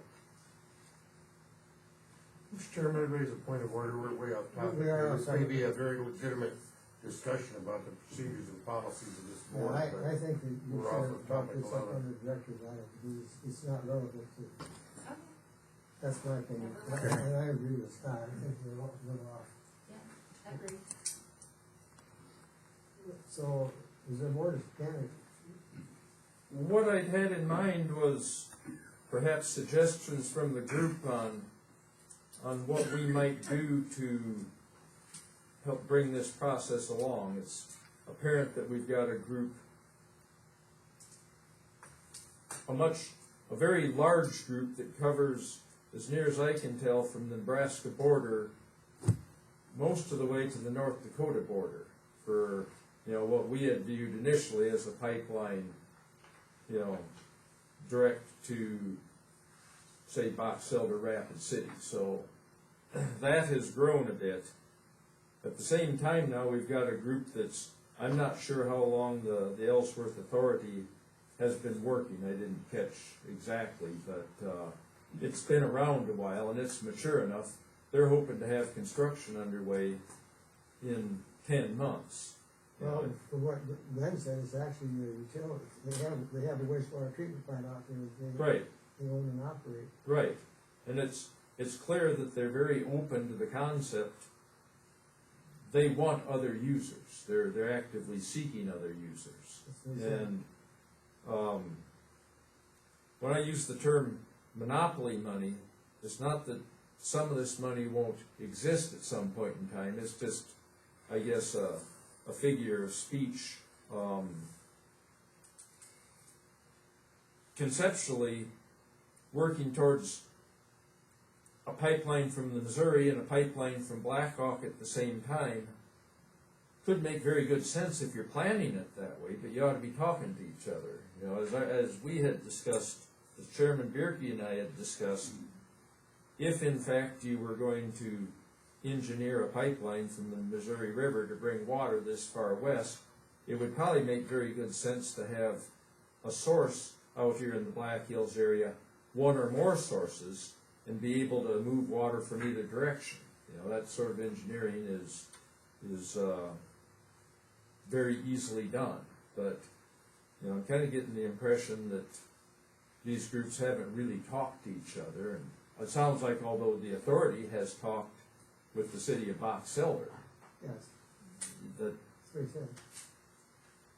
anyhow, I don't know exactly where West Dakota fits into this, other than we had been the one that had initially funded the efforts, that starting with the study on what would be approximate costs of pipelines, and that being done to basically just in support of the 7-year renewal requirement for the future use permit. And it's where this has gone is all pretty perfectly acceptable to me. But I guess I just seek ideas from the group. Are there things? How can it's changed a little bit from when I said, well, we ought to have a forum to talk about. Could we look at bringing water from the west and moving it east? The equation has changed a bit, so I'm looking for ideas. Yes, it was our future use permit that kind of generated this program that we put together. We've had it for 45 years. And it's a long time, and we every 7 years we have to tell the DA and I not. We used to say that, but I think against them that we have a future need for that water and pay a fee and keep it going for another 7 years, which we did 3 years ago. That got it going.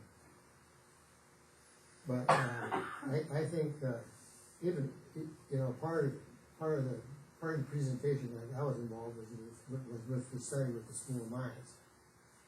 The School of Mines, we're very, very fortunate to have that kind of expertise in Rapid City, provide that kind of professional, especially on groundwater and surface water.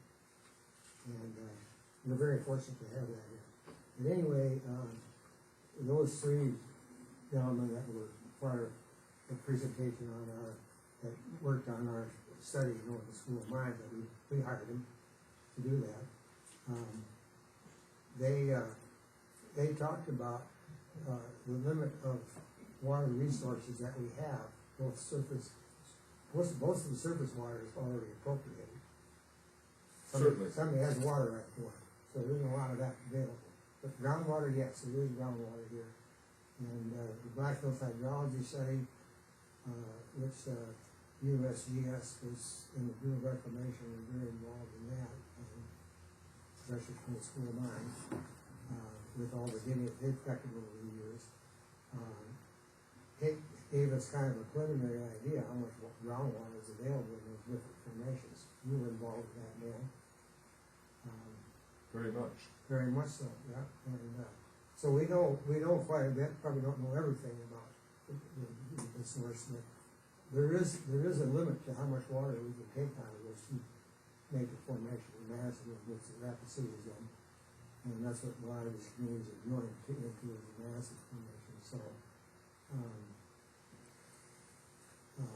I think the money that we spent on that was well worth it. I mean, I supported it.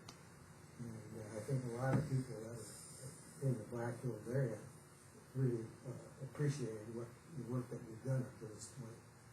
But now we've kind of, you know, we're kind of out of it to some degree. We've got the ball rolling, and now they're going to run it. So I don't know where they're going to end up.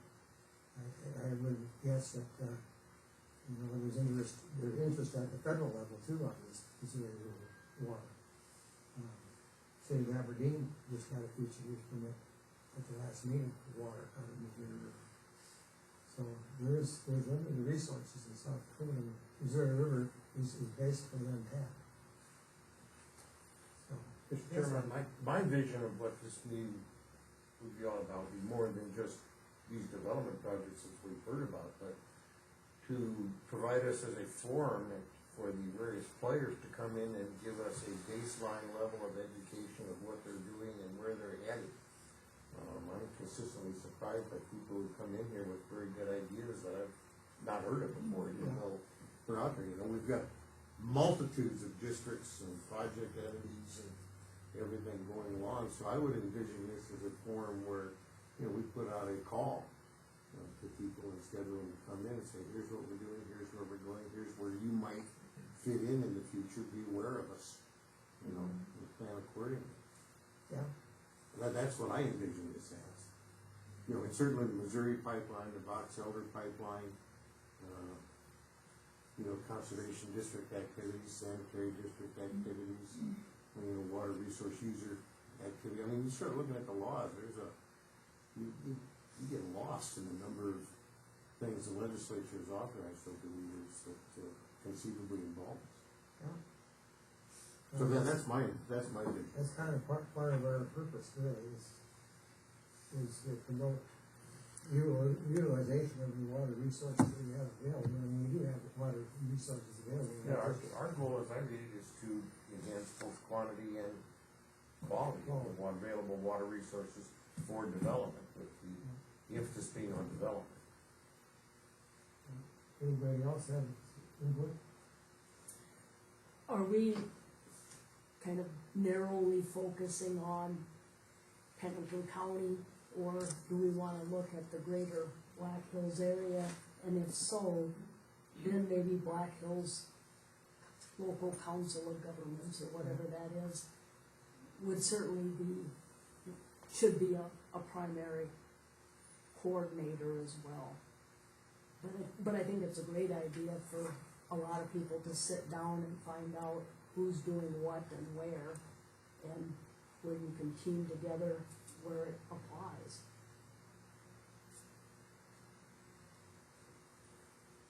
So I guess, Dan, my question would be is, how big was your focus as far as current water needs?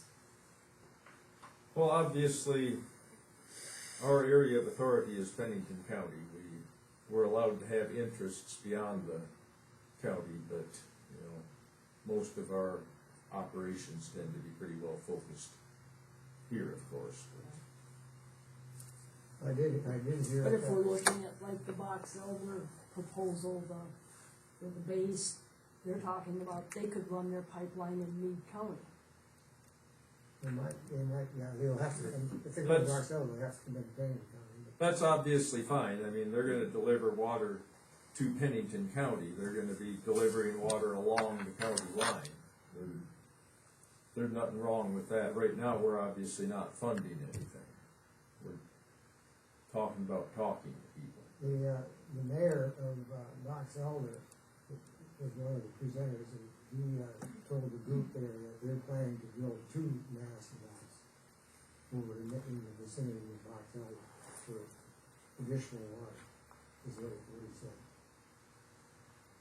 And the public works director, I asked him about it, he said, yeah, that's what they're planning to do.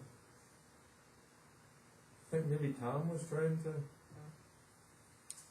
All I was gonna say is, meetings like this are great networking activities. We may not be able to fund certain things, but there might be someone else, there might be someone with a contact. This is why I like these meetings, is because it may not be our area, there could be 2 cities outside, but because they showed up, they get together, they get to know, we didn't know about, the issue in, Keystone with the funding, but they showed up because they heard about the meeting and got into contact, and when they had their issue, they were able to come to us for funding.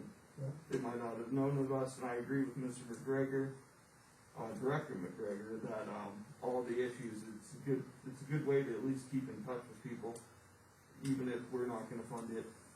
Maybe they might run into someone or at least make a contact.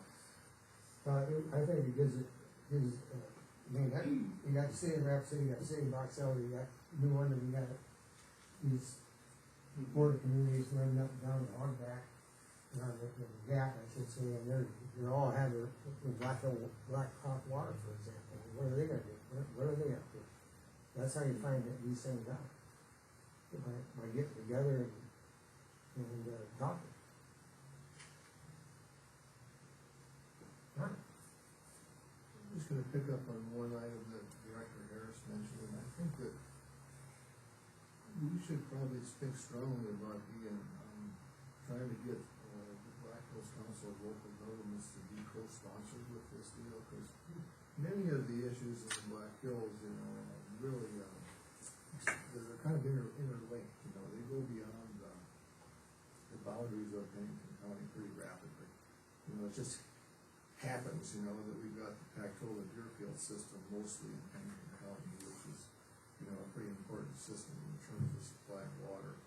And we have access to the Madison and Loosa, but to me, I think we need to, if we're gonna discuss this in some kind of forum that has applicability, you know, to just Pennington County, I think that's sort of, we're gonna have interest, but I think we should be trying to partner with the Council of Governments and maybe collaborate with them on a more frequent basis, like 10 years ago was the case.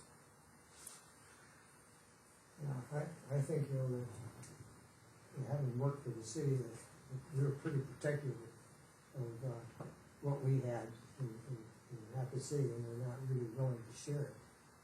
It was, when the city was growing out, they were outside the city limits, but they were pretty good sized communities, you know, just surrounding Rapid City. Rapid City was pretty, the city council was pretty protective of what we had, and not really wanting to look at a regional system. I think they kind of, they're sort of getting away from that, and running, you know, a new pipeline out to the airport, and They hooked up a couple of, I think 3 little water systems on it, hooked up. Is that right? Linda? Is it 3? On the way out there? That were Yeah, having, 2 that were established and then Yeah, one was a newer. yeah, and they all had problems. I mean, they had problems when I worked for the city. Like, at that time, the city, unless you were annexed, no come to town, you know. And I think that's gradually changed over time. You know, they did hook up to 3 different systems out there, so. But, some type of a regional system is really what, kind of, in my mind, what needs to happen at some point, other than protecting your own territory. Well, and to me, that's where we can maybe help assist us in generating discussions about that particular topic from Black Hills Council. Because they have these little municipalities that are all over the hills as who's paying members. Absolutely. And this organization, when I was with the city, they basically, you know, had Dan's job. Dan Lincoln was a kind of the head guy over there, and you're familiar with that. Yeah, they pretty much provided that service, and that administrative service for West Dakota Water Development District and Black Hills Hydrology Center. Right? Well, this discussion helps me. I think what I'm hearing is that there is interest in having a forum that would be more somewhat similar to the special meeting we had a couple of years ago. Just invite people to come around and what's going on in the water world there, and you know, I think a meeting like that's a good thing, you know, kind of general as opposed to more of a focus on regional water systems, you know, recognizing that there are basically 2 trains now sitting there in train stations kind of chugging away, and to what extent you can say the trains have left the station or are getting ready to leave. That aside, I think one other approach we might take, and I'll just throw the idea on the table, how about if our committee would request if we could meet with Glenn Kane and talk more specifically with him about, is there a way that West Dakota could help facilitate, you know, bringing on additional users? You know, is it too late, or do they even need help? You know, I guess I'd be interested in just sitting at the table with Glenn and maybe other people from his group. So. Well, we know Valley Heights has a need. Well, there's plenty of people that need the water, Yeah. and then they've been talking with people, but I guess, you know, I just see they're talking about construction in 10 months, and I guess I would just specifically like to ask the question, is there anything that West Dakota can do to, you know, basically help, whether it's that process or interactions with the Missouri River Group, and get everybody talking to each other. If, you know, to me, the logic just isn't very good to be talking about 2 different pipelines, one from the west, one from the east. You know, if you're going to have a pipeline, meet them in the middle. But anyhow, I guess I would throw that out as a suggestion that our committee, we'd ask you to check back with Glenn and see if we could have a meeting of our committee with he and whoever from his group, and talk in more detail about what kind of possibilities are there. One thought that I had, you know, especially when we got involved with this Missouri River thing, is I mean, that's a big project. It's gonna take a long time. We use Lewis and Clark as an example. They're 30 years in, they still haven't done. So it's a long-term process, and based on money is available. Absolutely. But what if joining with them is that we work backwards? Take water that we have, we know we have good water out here to a certain level, and build a pipeline east from here, up the wall maybe, or wherever, and, you know, make sure it's side right, but work backwards, and cut down the wait time for that water to get out here. That's just something I think we're thinking about. There's very good logic there. I mean, Work backwards. we got good water, just use the water, develop the water we have here, and work backwards until we can get Missouri River water out here. Well, I think that's an idea that could come up in this wider scope of a forum to discuss water issues, rather now than just looking at the Air Force or the. Well, I'm suggesting two things. One, that we would have kind of a general forum, anything goes at some point in time, but if we're gonna have any discussions at all with this Ellsworth Authority that's gonna be meaningful, we better do it soon. We need to do it soon. Right, if they're gonna talk about construction in 10 months, and they've got a lot, that sounds pretty optimistic, but, I think we need to be talking specifically with them, you know, about ideas like this. Could these two pipelines be considered as potentially one pipeline? Yeah.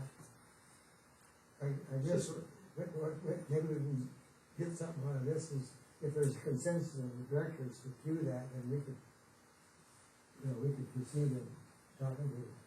Mr. Chairman, I think we're kind of talking on two separate paths at this point, so I move that the board authorize the Driscoll Committee to meet with the South Dakota Ellsworth Development Authority, whatever that is, and also with the Black Hills Area Council of Local Governments, is that what they call it now?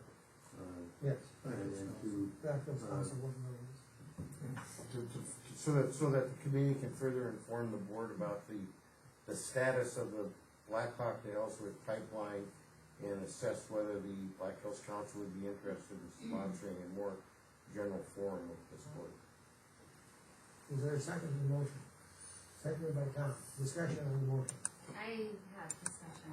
Okay, go ahead. What just happened there sounds like a private meeting between three people. It would be, and report back to the board, maybe of this board. Okay. Whatever you say. Well, we've got several committees that we do this. We can't have the whole group there, otherwise we have to have a meeting. I get what your message is, but that's how every meeting goes. Three people, and they're in concert with one another, and everybody else agrees. I'm good. Could I get that motion again? But, Before we go through the Oh. motion, I would ask. We got a motion in the second. It's just been seconded, so the motion is that the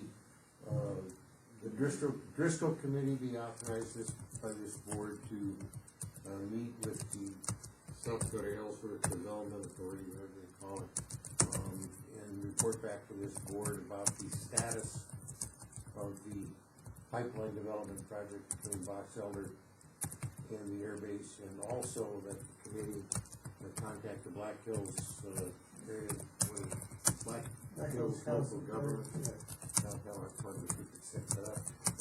To assess whether they would be interested in co-sponsoring with us a water issues forum.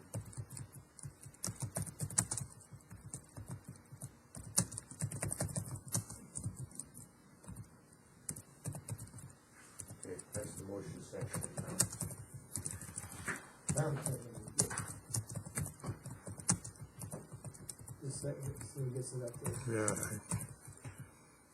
I didn't catch the last part of after Black Hills Council of Local Governments. Determine whether they would be willing to co-sponsor a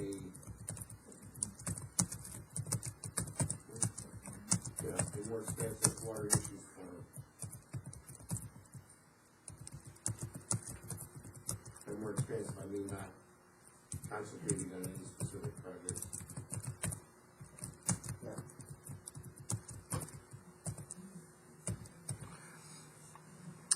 Okay, was Director Mack the second? Yes.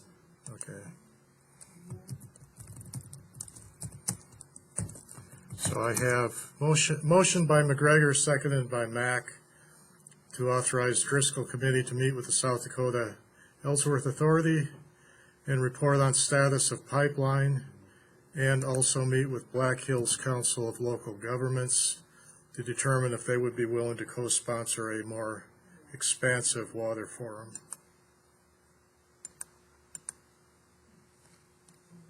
Is there any more discussion? Yeah?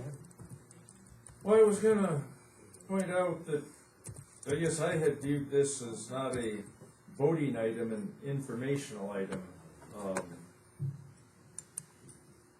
I don't know, in some cases, things that are specifically informational items, we specifically avoid voting on them.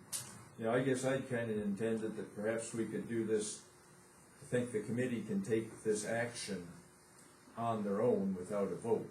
You know, I guess, My purpose of being the motion, Mr. Chairman, is that we set the committee up by a vote, as I recall, and designated its purpose. Yeah. So this furthers that vote to amend and augment the authority of the committee.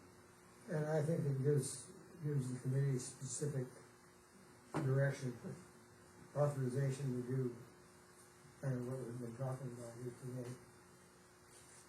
I don't have a problem voting on it. I'm okay with that. I'd suggest a friendly amendment to your wording that it be the Water Issues Committee. Agreeable. Is that agreeable to the motion maker and the second? Yes, Okay. And is it agreeable that Chairman Bierke also be part of that committee? We brought him on by invitation. We sort of nominated him in his absence. Do we need any action to allow that to happen, or is there someone else that'd rather I sit in don't and have it remember before? what action did the board actually take. Did we vote on this committee? The official, well, there was no vote. Basically, that committee was appointed, you know, by the chairman. Oh, okay. So it's in the minutes, Okay. who's on the, Director Mack, and it was specifically Mac McGregor, myself, and, you know, we'd mentioned we would also see if Bierke would participate, but that part didn't actually make it into the minutes. I'd be glad to. so, and if it's all right, I can just make sure that in these minutes, that we'll say that Jeremy Bierke was added to this committee. Okay. Fine. All right. Any more discussion? All in favor of the motion, indicate by saying aye. Aye. Opposed, same sign. Motion carries.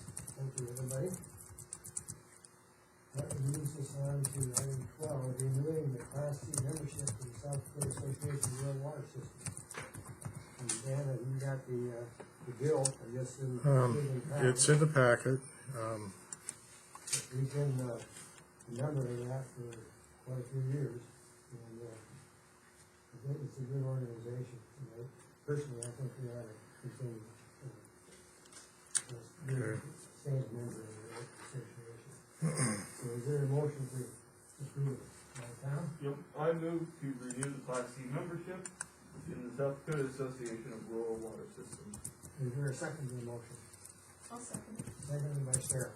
Discussion on the motion. I just have a question of what we really, how we participate with those folks, or what they, and how our membership comes into play in terms of.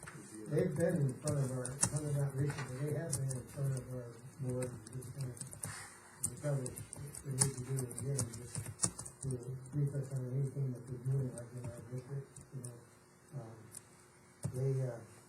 I think we funded part of their, Hydrovac? hydrovac. Yeah. They work with a lot of small systems, they do a lot of systems, and they, have a maintenance crew, and they've got, a fellow that's Deerfield out here in Black Hills. And then I used to be George Master, but I don't know who it is now, do you? Well, I think Nick Jackson is still there, and I think they may have another circuit rider, but I don't know his name. Anyway, we're getting hired here, and I think we're positioning as a representative, but they have customers that they handle here, and our business that they provide a service for that they have. Yeah. We don't have a big agenda. We could have Kirk, and he's been here before, the executive director. Any other discussion? I view it as something that we just ought to do. We don't provide water, but I think being a member of that group is the right thing for West Dakota to do. Anybody else? Seeing none, all in favor of the motion, indicate by saying aye. Aye. All same sign. Motion carries.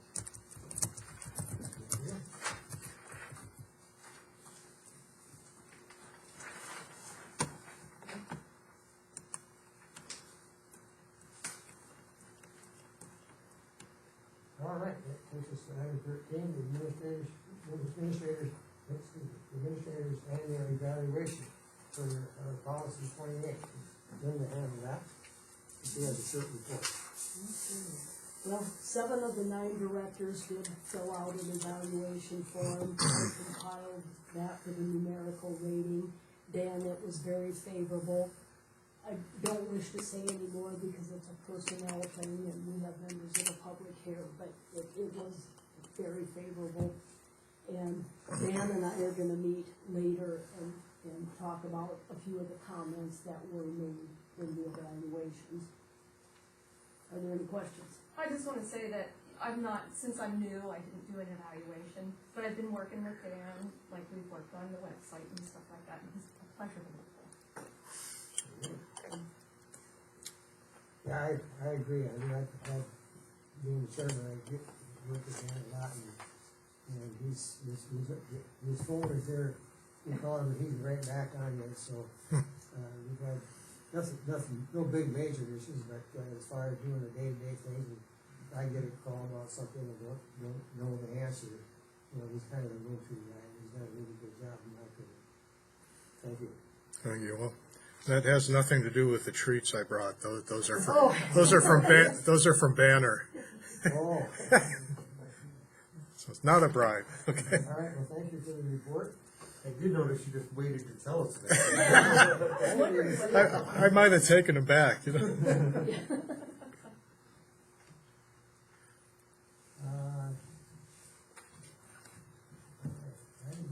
14, report back from the administrative contract committee regarding the future administration contract. That's it. Take over. So I've had my committee meet via electronically.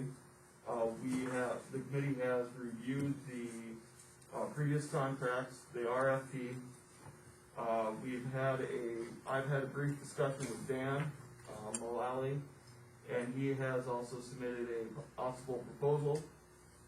We are still kind of working through some of the items currently at this time. So there isn't really an actionable item today, but we are working, we are getting in contact, and we hope to have an in-person committee meeting hopefully between now and the January meeting, and hopefully we'll have something more concrete to move on. Okay, thank you. As for me, I was just gonna give a report on the water for future events, and I already did that, so that was the only thing I was gonna bring up from the end. Is there any items from directors? So, I apologize, I did not get this on the agenda earlier. Granted, there is still time for official approval, but I want to make sure that you're aware of. There is a lobby day for the Water Development Districts on January 12th. Dan, myself, and other Dan had gone in 2018.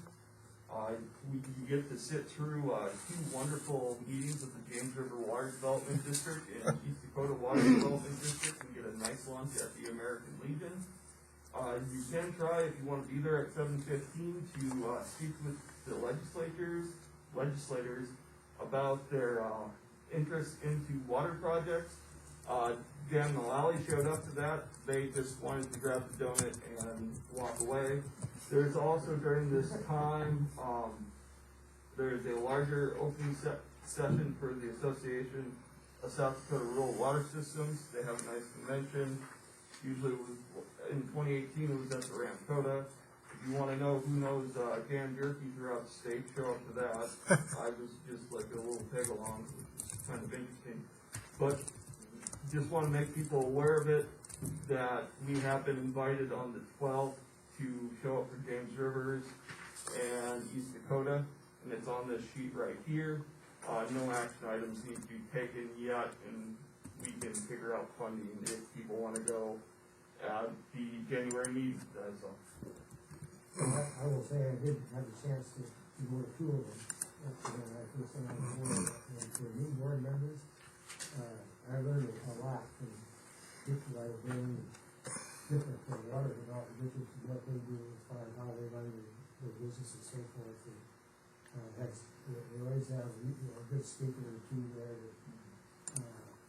to talk about topics that sometimes we have to deal with. So it was very good. So especially for your new board members who have to run the board, if you can make it, it's pretty informative. It's Peter. It is very, it is in the winter. Been there, done that. Okay. Any other items from directors?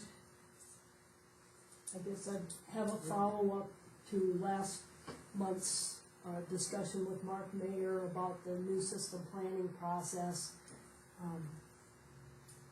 I had told him that, they should also look at Black Hills Council of Local Governments and consider working with them.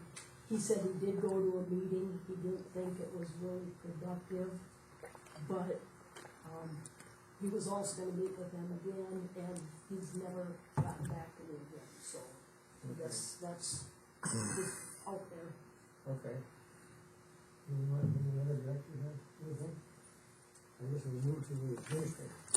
Okay, I'll just add that the trip to Pier last time was pretty informative. There was actually one of the talks was an attorney, and it cleared up a lot of questions I had. But moving on, I wanted to mention again, Jay Gilbertson kind of wanted to get a feel on redistricting. I passed out his draft legislation. Basically, he's proposing that the water development districts do the redistricting rather than Danner. I don't have an opinion because I won't be here in 10 years, I don't think, but if anybody has any, one of the water development districts was against it. I can't remember which one, so that may be a showstopper for his effort, but I just wanted to keep this on the radar here so we don't necessarily need to dwell on it unless somebody has questions. There was something else about increasing in some of the districts the number of directors from 7 to 9, which doesn't affect us. I do have a question. So, this proposal to have the districts take over the redistricting, that would occur following the next census. Correct, yeah. Not this one. And, yeah, good question. The redistricting for the last census will be done, but it won't be done in time for this election. So that won't affect this election cycle either. Aware of that much. Okay. I guess I'd just throw my opinion on the table that it sounds like quite a burden for a water development district to have to go through the anguish of redistricting. It seems like it's more of a political process that, I mean, you look at the wrangling that goes on in the legislature, and it's not as big an area, but I would certainly prefer it be done by someone besides us. It seems like it could be done at the county level. I don't know that if we were going to take any sort of a position on it, obviously we'd have to discuss it and vote on it. We don't have the resources. That's right. Yeah, I wondered about that too. I don't know if we would use somebody like Black Hills Local Governments or something, but I'll tell Jay Gilbertson we have at least 1 or 2 people that are concerned, I should say, but. I've got one that thinks it's a good idea, although I have some suggestions for him that I'll Okay. email him about it. I'm a little familiar with it because. What did you say, Scott? I say I'm in favor of this. It's not that difficult if you're not trying to gerrymander. Yeah. There's. I've been through it before. Oh, you have? Okay. Will you be here in 10 years? No. Because I was kind of watching Representative Mullally play with maps and do it that way, so I know it's doable if somebody wants to learn it. But anyway, it may not, The same population as each one, isn't it? Yeah. That's, You break it down, you get the numbers by precinct and. and you probably try to keep directors in contiguous, place, keep them contiguous so, as so possible. don't move another director into somebody else's. Well, that's, you know, that's part of the That's where, protectionist gerrymandering process. yeah. If you're trying to keep the same people. So I'll keep track of that anyway. Another question, then in terms of this population increase thing, I kind of maybe infer that is that, in, you perhaps don't know, but is that being driven by population increases in some of these smaller development districts that would basically require them to increase their number of directors? I think so. I haven't really looked too much at that part of it because I knew it didn't affect us. I think as I read his email, the issue was with South Central, that would lose a director under this.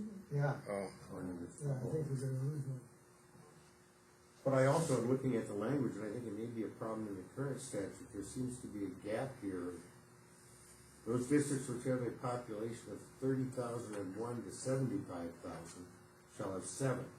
Districts with a population greater than 100 shall have 9. So what happens to those between 75 and 100? okay. And I wonder if there's actually a newer version of this I just got today after I printed that out, and I wonder if that might have been. And feel free to contact Jay Gilbertson. I'm sure he'd appreciate things like input like that. So I assume this is something that would go into place long before the next census. This is considered a near-term change. I don't know what his timeline is. It'd be going to the legislature here. I mean, if Yeah. it was enacted, it would become effective. I don't think he was planning on this session, but Oh, maybe, I don't know. just mild curiosity matters not. But if any of you are still on this board in 10 years, my condolences. Yeah, I think Jay just wanted to run it up the flagpole and see if anybody saluted and go from there. But right now, there's one district that doesn't like it, doesn't like the concept at all. So that may be the showstopper for the whole thing. I don't know. Okay, I got just some things coming up here. Financial report. It's going to be due.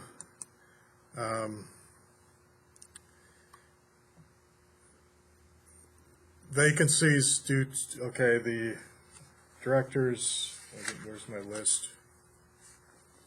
The odd number.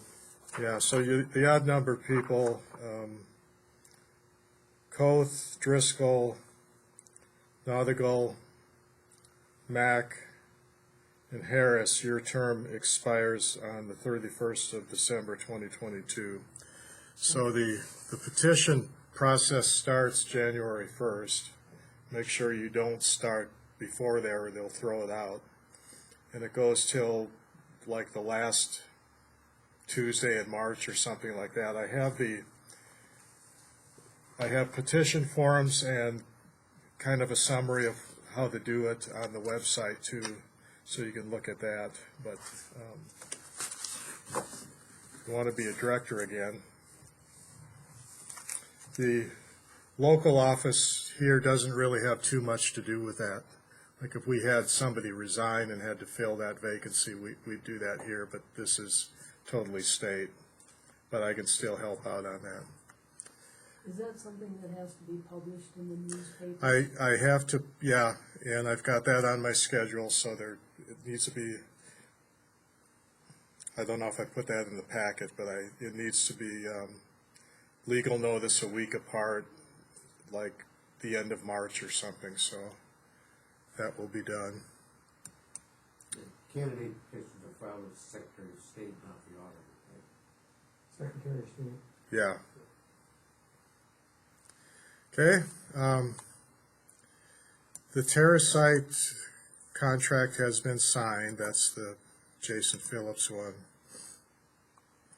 But the School of Mines, for the repair of their living laboratory, I still haven't gotten anything from them, so there's nothing to sign yet. I'm not sure why. I've emailed them a couple times,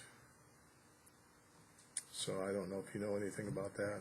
Okay. This winter time, you're probably not in a big rush. Hydrology conference is April 27th. And I mentioned a couple things in the governor's budget, and they've got a placeholder for the pipeline. I was talking to Representative Goodwin today. Maybe I wrote this number down wrong. I thought he said 440 million, but it seems way too big for preliminary stuff. And whether that comes out of the 660 million in ARPA, I'm not clear on that one. But This is for what? this is for the Missouri pipeline.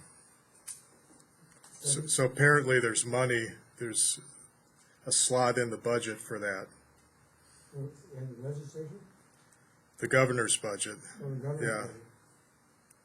Oh, I didn't know that. I'll try to find out about that, but anyway. I got a question on the hydrology conference. Because we usually fund the luncheon speaker. Have you seen anything from USGS on that? No, not yet. We just had a planning meeting. You just had what?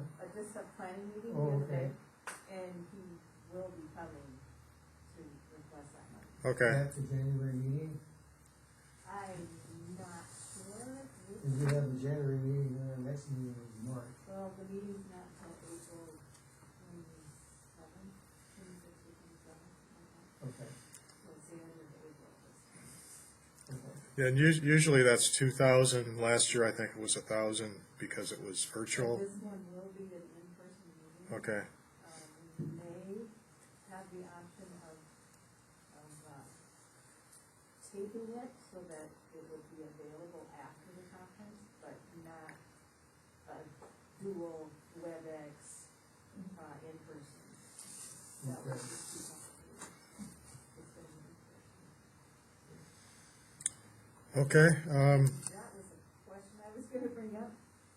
Dan, you and I need to get together if you want a new poster board or something. Okay. Yeah, that's kind of hard to keep current. But you're right. Well, I'm sure, yeah, you've had a lot of projects this year, so we could do a lot of. Maybe we can drag Director Rowe in on that too if you're. Oh, there you go. Some of that ties in with the website. But,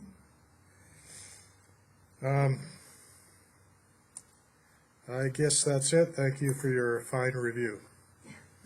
You're welcome. Thank you. Is there any items from the public? Yes, sir. Could you come up and identify yourself? And there's a microphone. Yeah, can you just stand by a microphone and identify yourself and who you're representing? Hi, I'm Bob Anderson. I live on 3365 Anderson Road. This is my wife, Mary. We're not here for money or the laptop. I don't think we need to vote for it. I'd just like to point out on the map here where we reside in the area that I'm going to address in my comments. Okay.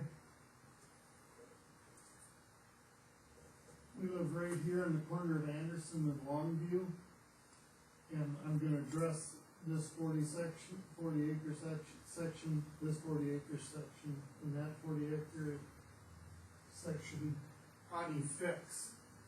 And what I mean by the effects is, that's a proposed area for Apple Valley subdivision. And the effects that has on people down slope could be kind of severe. We haven't gotten a clear, real good information from how he designed on how they're gonna handle the watershed. If you look real close, and you won't be able to see it from back there, there's about 10 acres of that is now established wetlands. And we haven't got a clear definition of what the plan is for the wetlands. The people downstream are worried about, they have talked about putting a retention pond in right at the very bottom of it. And then they simply kind of stated, and then the outflow will be the same as it's always been. Well, the outflow to me, subdivision is not gonna have the same outflow as, it's had cows on it for years and years, and there's cattle all the way around. The landowners just to the south are worried about contaminating their wells and things of this nature.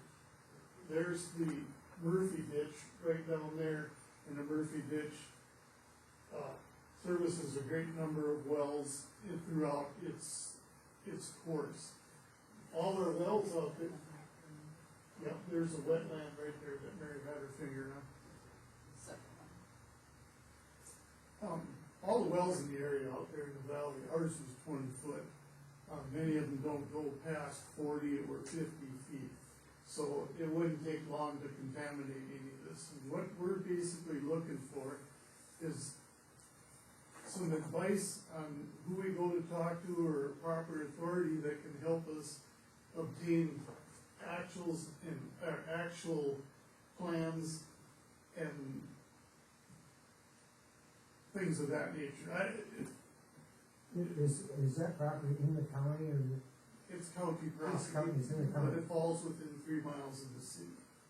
So, okay. Do you know where Longview is? Yes, I do, yeah. Okay, so there, that beautiful yellow house, which I told you today, I was so excited to hear you live there. Anyway, they're on the corner of Longview and Anderson, and that yellow house, and there's outbuildings and some acres next to it, and so, and then right across the street from them, like you're going, I don't know my directions. East. Okay, like you're going from my house. Yeah. So, Apple Valley is that huge field. That's what the development is. And who's the developer? Pardon me? Who is the developer? Who's developing it? LL Pink Cabin. Huh? Pink Cabin LLC, which is, this guy is from Stoll. Jim Stoll. Oh, Jim Stoll? Yeah. Oh, okay. Yeah, Andy is his son. Yeah, I know him. Jim, yeah. So, I'm not sure, are they dealing with the city of the 3 mile? I think they are. Yes. In terms of, so. I think that would be both, Yes. Yeah, and so the county, both the county and the city will have to review the development plan, and they will have to have a stormwater, master plan for that development, which would include retention dams and so forth. Yeah. There's a cart before the horse here. Oh, okay.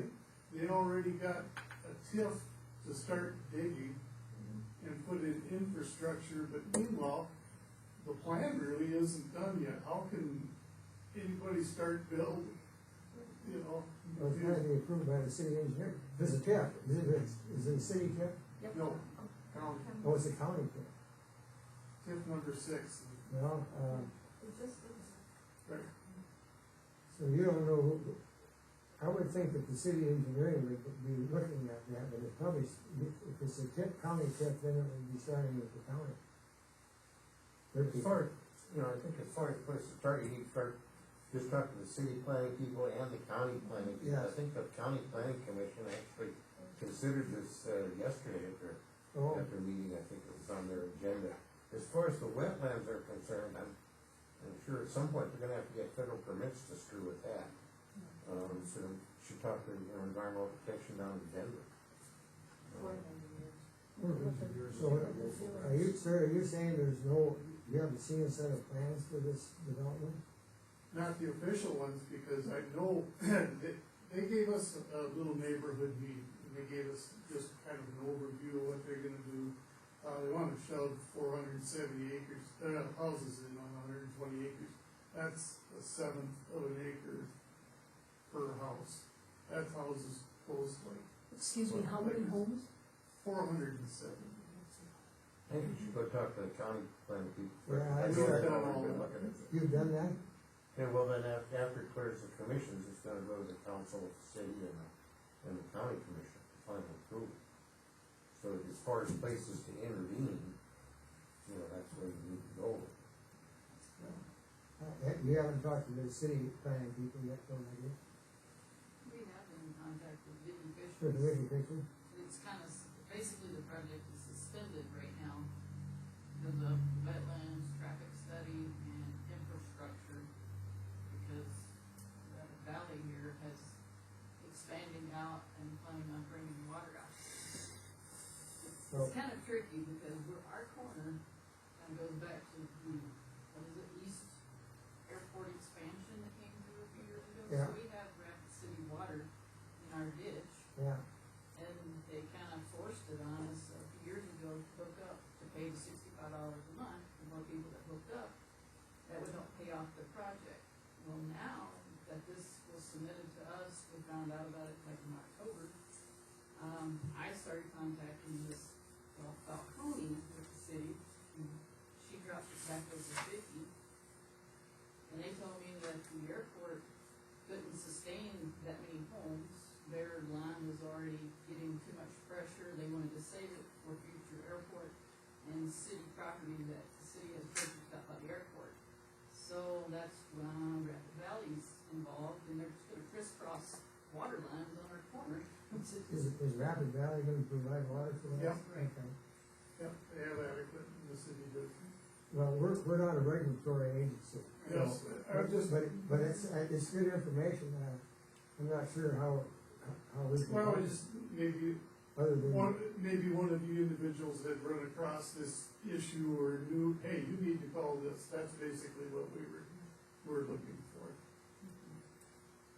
Well, Skull Construction, Jim Skull's been around a long time, and Oh, he's pretty well aware of what the regulations are for development, so, whoever he's working for, whether it's the county, planning department, or the city, or both,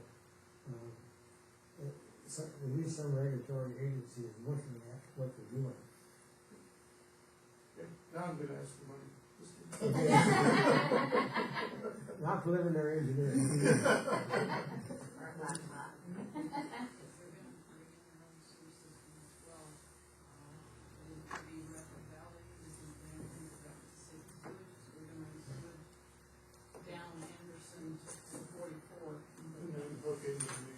Yeah, we're funding part of the Green Valley project. Yeah. But, Dan had a question. So if they wanted, it sounds like the Army Corps would be involved with the wetlands, is that right? they would be. Okay. Does somebody have a contact he could, how would he start? Somebody in the Army Corps, because we've contacted them, and nobody's contacted us back. Can you give me your contact information? Can you give me the phone numbers of those folks who call who are local? And then Director McGregor, you mentioned environmental protection in Denver. I don't know what their authority might be over for I don't think they would. I don't think the They EPA would. would. Okay. Yeah, they wouldn't have anything, but it would be the state of South Dakota before the EPA.